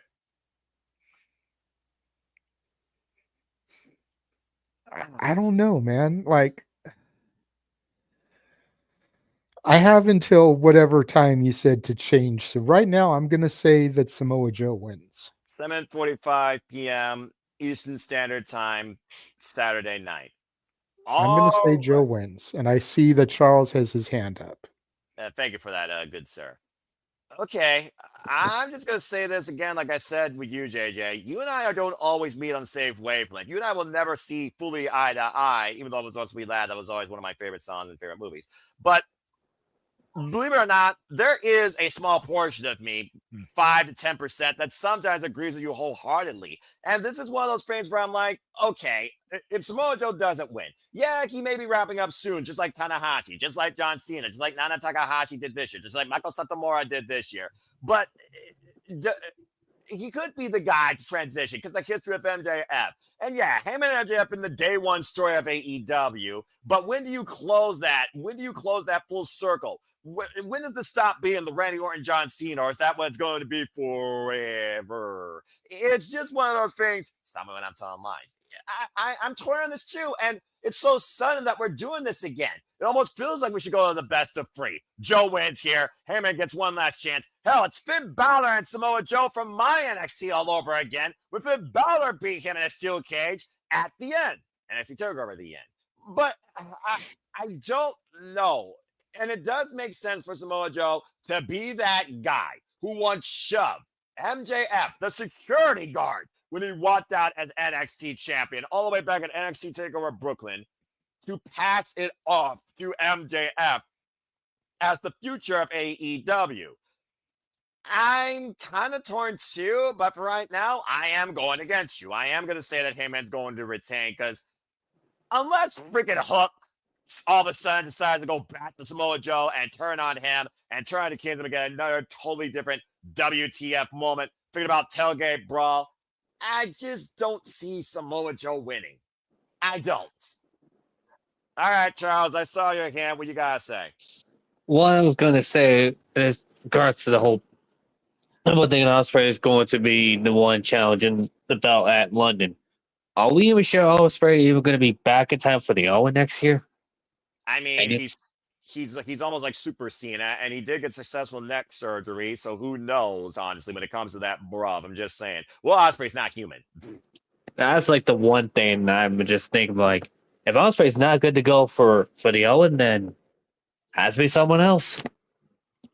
Unless they prolong AJF holding the title past All In, so when Ospreay's fully medically cleared to come back and do the title drop at another AW pay-per-view later in the year. I get that, Charles, but at the end of the day, it's fucking Wembley Stadium. Literally it. Ospreay stomping grounds. I get it, but it depends if he's good to go. That's fair too. We've already seen how many subtangents change with the new revision. I'm like, what the fuck is this? Anyway, okay. All right, well, we got a Samoa Joe. We got a Hangman. The majority's going with Hangman. And Charles, you're also going with Hangman, I believe, right? Yes. So that just leaves Emmanuel. Emmanuel, where do you stand in this? Is it 50-50 right now? Are you with JJ again and Samoa Joe? Do you think Hangman retains? What do you think the outlook is on the Men's World Championship as we wrap this thing up? Been a hell of a conversation. Yeah. First of all, screw you, Apple laptop. Like, no, it's true. Like, it says this orange is charging and it dies on me. Go That- figure. this, Like, this, yeah, this is your simple friendly IT guy telling you that Apple fucking sucks. Anyway, continue. yeah, yeah. So screw you, Apple. Anyways, for me, this MJF, has the Collier shot gauntlet match, right? Yes, If okay, just making sure. he still Like, has the yeah, I contract. remember. Yeah, that's right. That he had it. I Remember think. though, the difference is when he calls it, the champion and the challenger get 1 week to prepare for the match. It does not happen instantaneous. Continue. Okay. All right. I have Hangman retaining this match. To be honest, like, yes, Samoa Joe, like, it's credible. Like, I get but my worry is this for Hangman. Do tell. Rika, it's like kind of like Cody Rhodes, like, in scenario right now. They both are having their second title run, and they both feel like afterthoughts. They really don't like. But credit to Adam Page, like, he has a little bit more momentum than Cody Rhodes. But at this point, it's like, what do you do with them next? Like, like, opponents? Like, when do you pull the trigger for MJF to face him? Like, do you have somebody else destroying Adam Page type of scenario? Like, but that's my only worry. Like, do they just hope for Will Ospreay to defeat Adam Page? Like, it's those scenarios. Like, it makes me wonder: can they push the uphill momentum? Because right now it's like, since there are two major wrestlers, Will Ospreay and George Strickland, it's injured. It's like, you really don't have those two, like, stars to make a challenge, like, or like, you're automatically thinking, oh, that, why am I watching? Like Moxley is not even challenging Adam Page anymore. Like he already, like, he's doing his own thing. Like, there's no major heel, that's credible enough for him to lose the title against. And we're here talking about Samoa Joe, and Samoa Joe has fell for me ever since he lost the AEW champion. I felt he's gone to the barrel. Like, I don't even feel like he's AEW material, like champion material at this point of his career. Like, if he's winding down his career, like it doesn't make sense for him to hold the title at this point of his career. Would it be a good story? Yeah, probably. But I disagree with JJ, like, about the hip hop detailing the title. Then, like, I don't know, like, it just feels like there's more problems that they need to either needs to find credible opponents for Alan Page at this point of the game. Like, they really need to find somebody to be credible to defeat him, because Samoa Joe, what he was, what, a trios champion for a while, and He still is. yeah, he still is, and we have to believe he's gonna beat the AEW champion. Like, it doesn't make sense. Like, how can you make a trio act like go for the main title? It's like oh. All right, I do see what you mean. I was just thinking of, like, just some names that could maybe challenge him, like, out of the blue, but maybe kind of classic season. I almost wonder if the AEW World Championship will be put to the wayside. I think of Roosh. If Okada didn't have the Unified Championship, I still want to see Buckshot Lariat versus Rainmaker at some point. These two have never faced each other one-on-one, which is a damn shame in my opinion. Uh, but I do see what you mean when it comes to making it mean more. And I think that's the problem with the business right now. World championships do not have caliber challengers to endorse for the future. Unless you're looking right now at AEW, that has the long-term MJF and possible Ospreay, WWE, Braun Breaker, and blank. But I do see what you mean. I did see your hand there. You have anything you want to add regarding Mayo's point before we close this out? But anyway, you are right now the odd one out. The problem is that AEW just, I'm going to sound like a negative Nelly, and I don't mean to come off that way, but they just haven't invested the time in creating the stars. Right. We talk about Kyle Fletcher, but he's TNT champion. He already had his first big shot. I do think the future's there with Kyle Fletcher, but besides that, I do see your point. Continue. You know, even if you go through the list of former champions for the company, Jericho, Chris Jericho, on his way out, Kenny Omega, diverticulitis, Hangman, current champ, Punk, WWE, Bryan Danielson retired. MJF, out filming. Yep. Joe, trios champ. You know, Swerve, injured. Yes. Ospreay, not a former champ, injured. All your top caliber champions are either out for one reason or another, or on their way out, or have left the company. You know, Moxley just lost the title. God knows we don't need to give it back to him. We're talking about trying to bag him in this episode. We don't need him fucking becoming champion again. Not for a long time. You know? And then if you really want to break it down, Jericho, former WWE talent. Omega came from New Japan. Punk, former WWE talent back in WWE. Joe, former WWE TNA talent. Swerve, former WWE NXT talent. So a good chunk of the people that have been their champion, Moxley, former WWE champion, is Ambrose. A lot of the guys that have held their primary prize are guys that they got from other companies. So they haven't spent the time building and creating stars, top level talent. The couple people that they have that could be still have time before they get to that level. But the whole concept of the pillars disappeared seemingly by the time that I came into AEW fandom.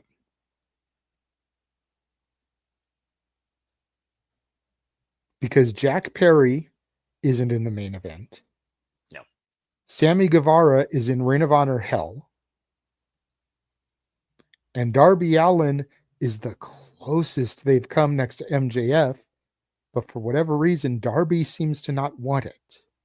Correct. And if you're not in the company to win the champ, if you're not in the wrestling business to be world heavyweight champion, get your ass out of the business. You should want to be the top person. If you don't, you're in it for the wrong reasons.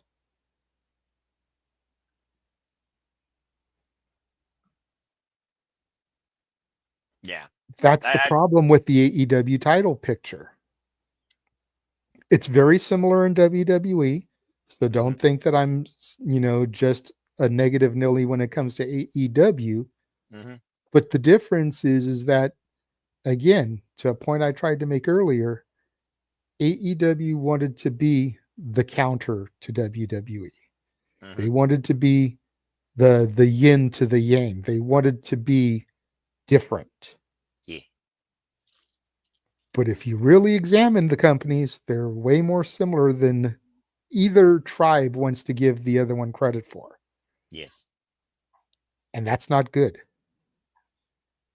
Because if they're too similar, there's no reason to watch the other one. No. And therein lies the problem.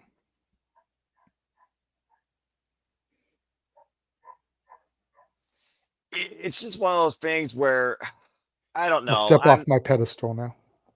No, you're fine. I just want to make sure that you got everything out there, and I respect that take. And again, we literally just talked about see this. Believe it or not, folks, you just heard me and JJ agree 10% on actual accurate facts about both these cards when it comes to the value of the championships, the point of the champions, the future.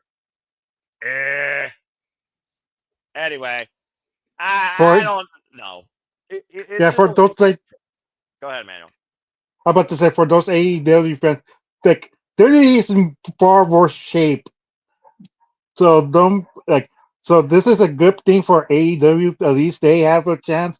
Right now, they're in real big trouble in the Well, I main mean, you title. know, as long as they got enough blood money out of their wallets to rely on the part timers with the 7-figure dollar amounts and Cody Rhodes, the full time worker, as we got WrestleMania around the horizon, they should be fine for a duration. But I do agree to your point and to Ash's point. Name one company right now that has a champion with worthy caliber challengers for the future, male or female at this point, that holds a world title.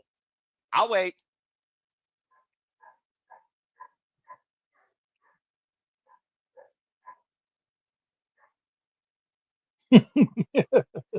Do, do, do.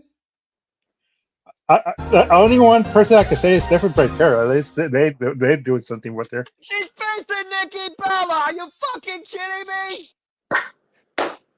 She's a former champion. Like what you Who gives a fuck? She's a diva. Why is Lyra? Why is it Ivy Nile? Why is it Raquel Gonzalez? Well, she had her chance. What did you? No. Not going on sub tangent. Not going on sub tangent. Not going on sub tangent. I said I was gonna be good tonight. Fuck it. But this is not a dirty rant. You want me to rant about that? I was gonna say NXT. The NXT women's division still is promising. The NXT women's division is still the best women's division going stateside. And yet, Tatum Paxley can't hold a title for now the shortest champion that's come in history, and the only reason she won is because we had a Halloween spoof. All right, whatever. Anyway, that's a whole different conversation for another day. We're not here to talk about that. Stay tuned, folks. That'll be a Saturday Shenanigans topic. The state of championships and the value of the champions in wrestling. Is it worth anything? Yes or no? You be the opinionators on that.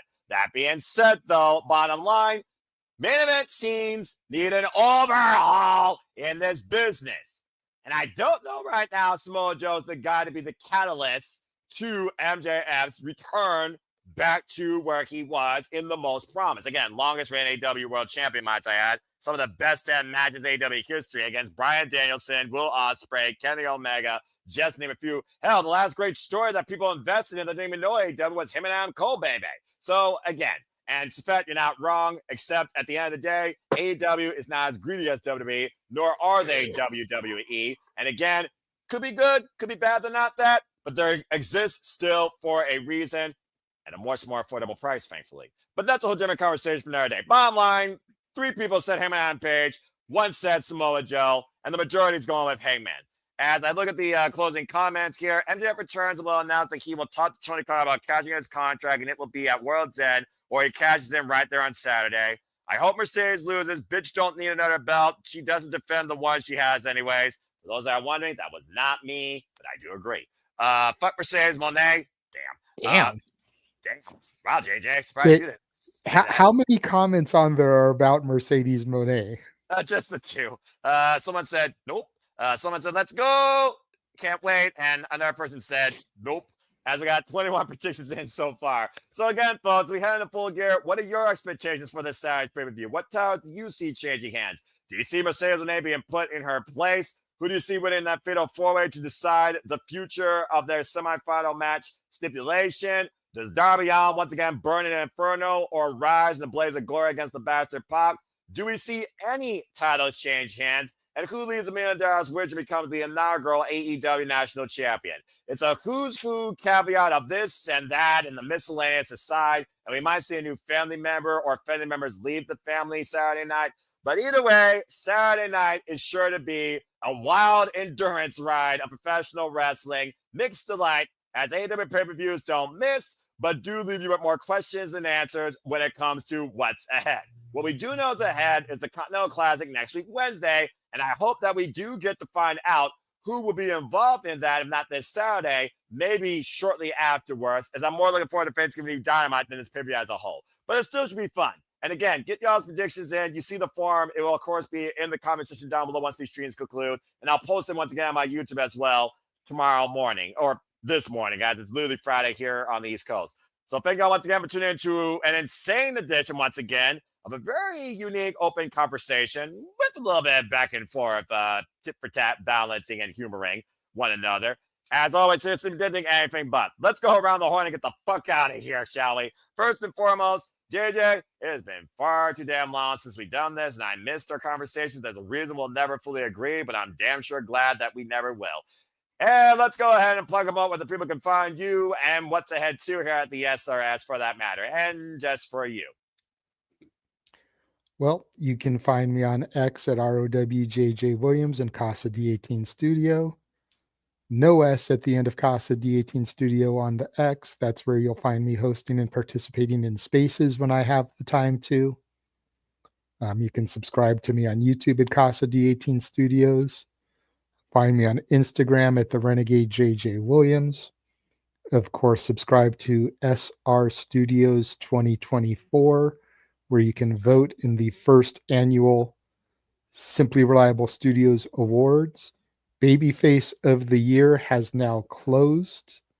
Heel of the Year voting will open up tomorrow, 9 a.m. Eastern, 6 a.m. Pacific. And for those of you that are subscribed to the channel, you've probably noticed that some videos have been trickling out. As now that I am in a new environment and a much better headspace and everything, I can actually get back to creating content. Thank Christ. And not only is content coming out on the regular side of things, but for the first time in forever, a members only video dropped. Ooh. It is a pilot episode, if you will, for what could become a regular show. I am tentatively calling the show Same Story, Different Song. And the concept is finding two songs that sound like they go together to make one full story. Wow. Whether it's the same artist, there's a future episode that I'm going to do that is two Beatles songs, both written by Paul McCartney, that I feel tell the same story. Or if they're completely different artists, there's a future episode that I'm going to do where I take George Strait and Garth Brooks songs to make one cohesive story. Or it might even be a familial connection, as the episode that went up was, where I took a Billy Ray Cyrus and a Miley Cyrus song. Oh, jeez. And put them together to see if they tell one story. Wrecking Ball and Achy Bricky Heart. Ready, Set, Don't Go and Party in the USA. You laugh, but if you think about it, and if you subscribe to the members only section, you'll hear me go deep into it. But if you think about it, Billy's song is about Miley leaving home to start her Hannah Montana journey. Yes. First line of Party in the USA is hopping off the plane at LAX with her dreams in a cardigan. It's got me there. So are the two songs the same story? I go deep into it. I break down the lyrics. I've actually gotten some feedback from the non-visual half of Los Domingos is. Shout out to Arlene. Joel recently rejoined the members only section so that he can watch the exclusive video. Thank you again, Emmanuel, for that. Yeah, power tomorrow. So the episode that is up for the members probably won't premiere for everybody until the beginning of the year, just because I've got stuff that I'm doing and want to do through the holidays. I want to have more Christmassy type of content. So if you want to see it before it premieres to everybody, it's only $5 to subscribe to the members only section. And I don't want to promise anything that I can't deliver, but I will more than likely have the other 2 episodes that I just talked about, the Beatles one and the Garth Brooks George Strait one, up before the end of the year on the members only side so that you can see those before they all premiere to the general public. So, all right. Well, again, I'm very happy to hear you getting back to that passion and all the best in that. And some of that stuff sounds quite interesting. So, looking forward to hearing more from that and what else is to come. As of course, we'll also continue what we do here in collaboration with the Super Lab Studio. So, thank you, yes. JJ. Yes, Charles, I will say also I did enjoy doing the watch along with Walter this evening. yes. We didn't have the same issue that you guys had using the CW app. I think it might be because we're both on the West Coast and you're East Coast. That makes Maybe sense. there was a little bit of an issue, but we went to commercial at the same time. We had the same length of commercial breaks. There wasn't an issue for us. So we know how to do it. Tentatively speaking, and Walter and I need to confirm this, but it's looking like we're going to do Gold Rush Week 2 at 3 Eastern, noon Pacific on Saturday the 29th ahead of Survivor Series War Games. Okay. Just because I work on Wednesday, Thursday is Thanksgiving, so not going to do it on Thanksgiving. Fair I enough. work on Friday. Hmm. So the first opportunity for us to do it would be Saturday. Or Saturday. All right. Fair So- enough. Appreciate that. And I'm glad you all had fun. And again, folks, if you haven't already, subscribe to the Rage of Wrestling, the tired man who's permanently tired, Walter Cruz, who will eventually insert coin and continue not only leveling up his content, but leveling up in gaming, including me and Lee, our Will Fortune rematch, and Charles Schultz on a side scroller beat 'em up, which is one of the longest overplayed genres of video games ever. That just came out with a new one that's pixelated that I'm going to get for PlayStation because I'm a sucker for that type of style. And I do one other thing.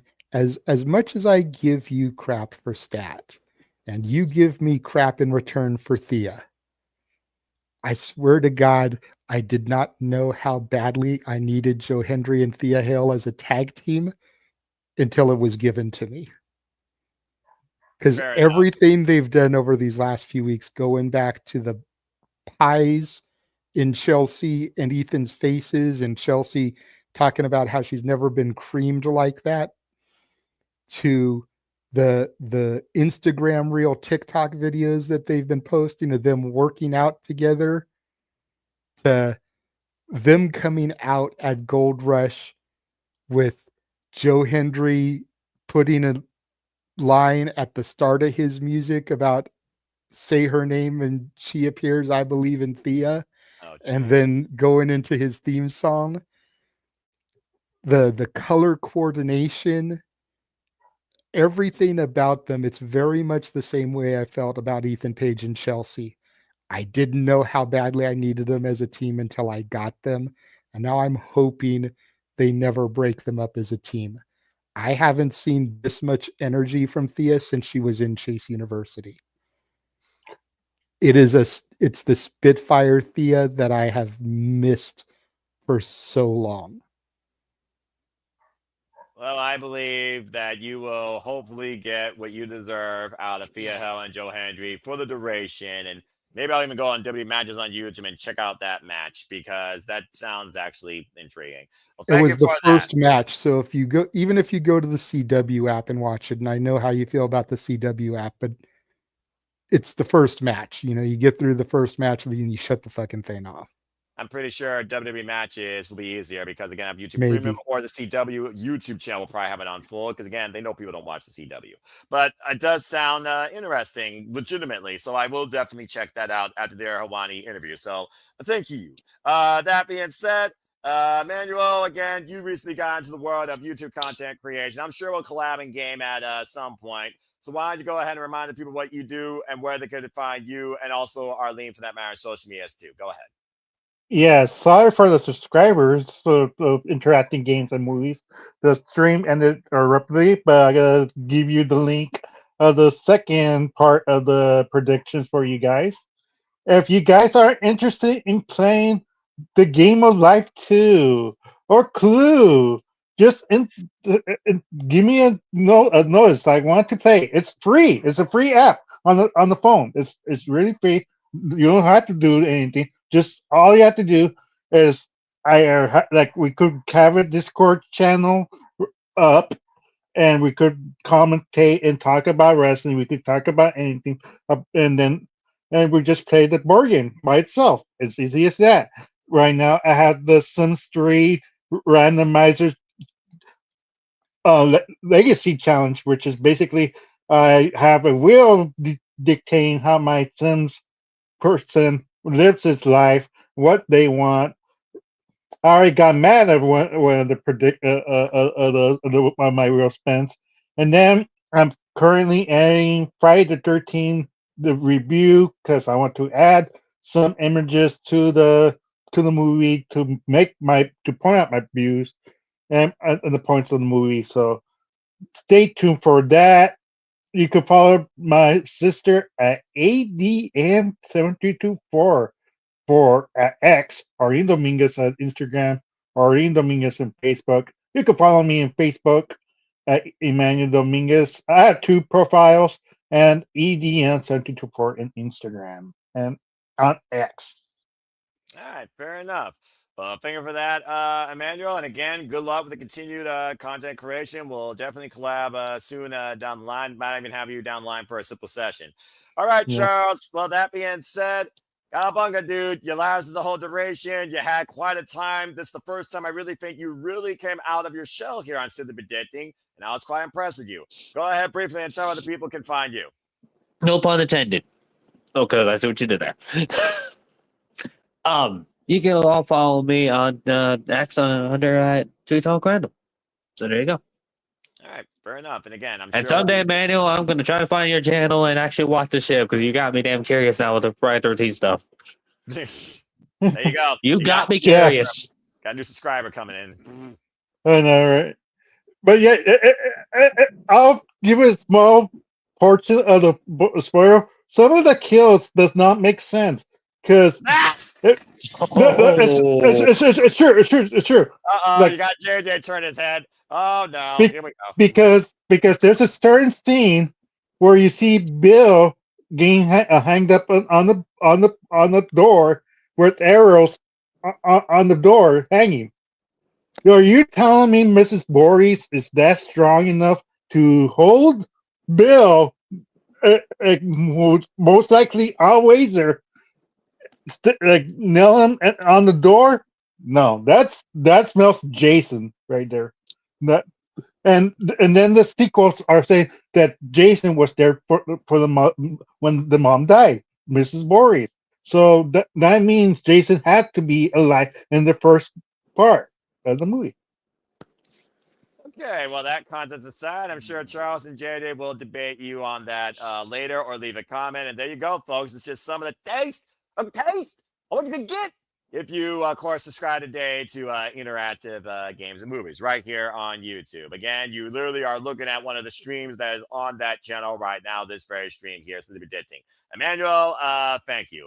All right, well, that being said, if people want to find me, I'm antisocial, I'm introverted, but I lead these panels with these yahoos, sometimes moderate the shenanigans too, and I'm calling practically everything anymore, damn it, impromptu. You can find me and Foz 1916 on X and on YouTube, for I am nothing more but a simple man and a lifelong fan of professional wrestling. Damn it. And again, I truly just humor everything at the end of the day. Me and JD, it's always nothing but love. At the end of the day, stay tuned for what's ahead here at the Speedball Studios. We got watch-alongs for House of Glory. Again, we're going to be covering AEW Full Gear this Saturday. It will shift whether 11 p.m. Standard Time or midnight into Saturday shenanigans as Mammoth Khan gives us another endurance, so please stay tuned. And of course, following that next week, just be grateful, treasure your families, be thankful, enjoy a feast. Stay tuned when we cover NXT Gold Rush Week 2, and also when we cover AEW Thanksgiving Day Dynamite, the start of the Continental Classic.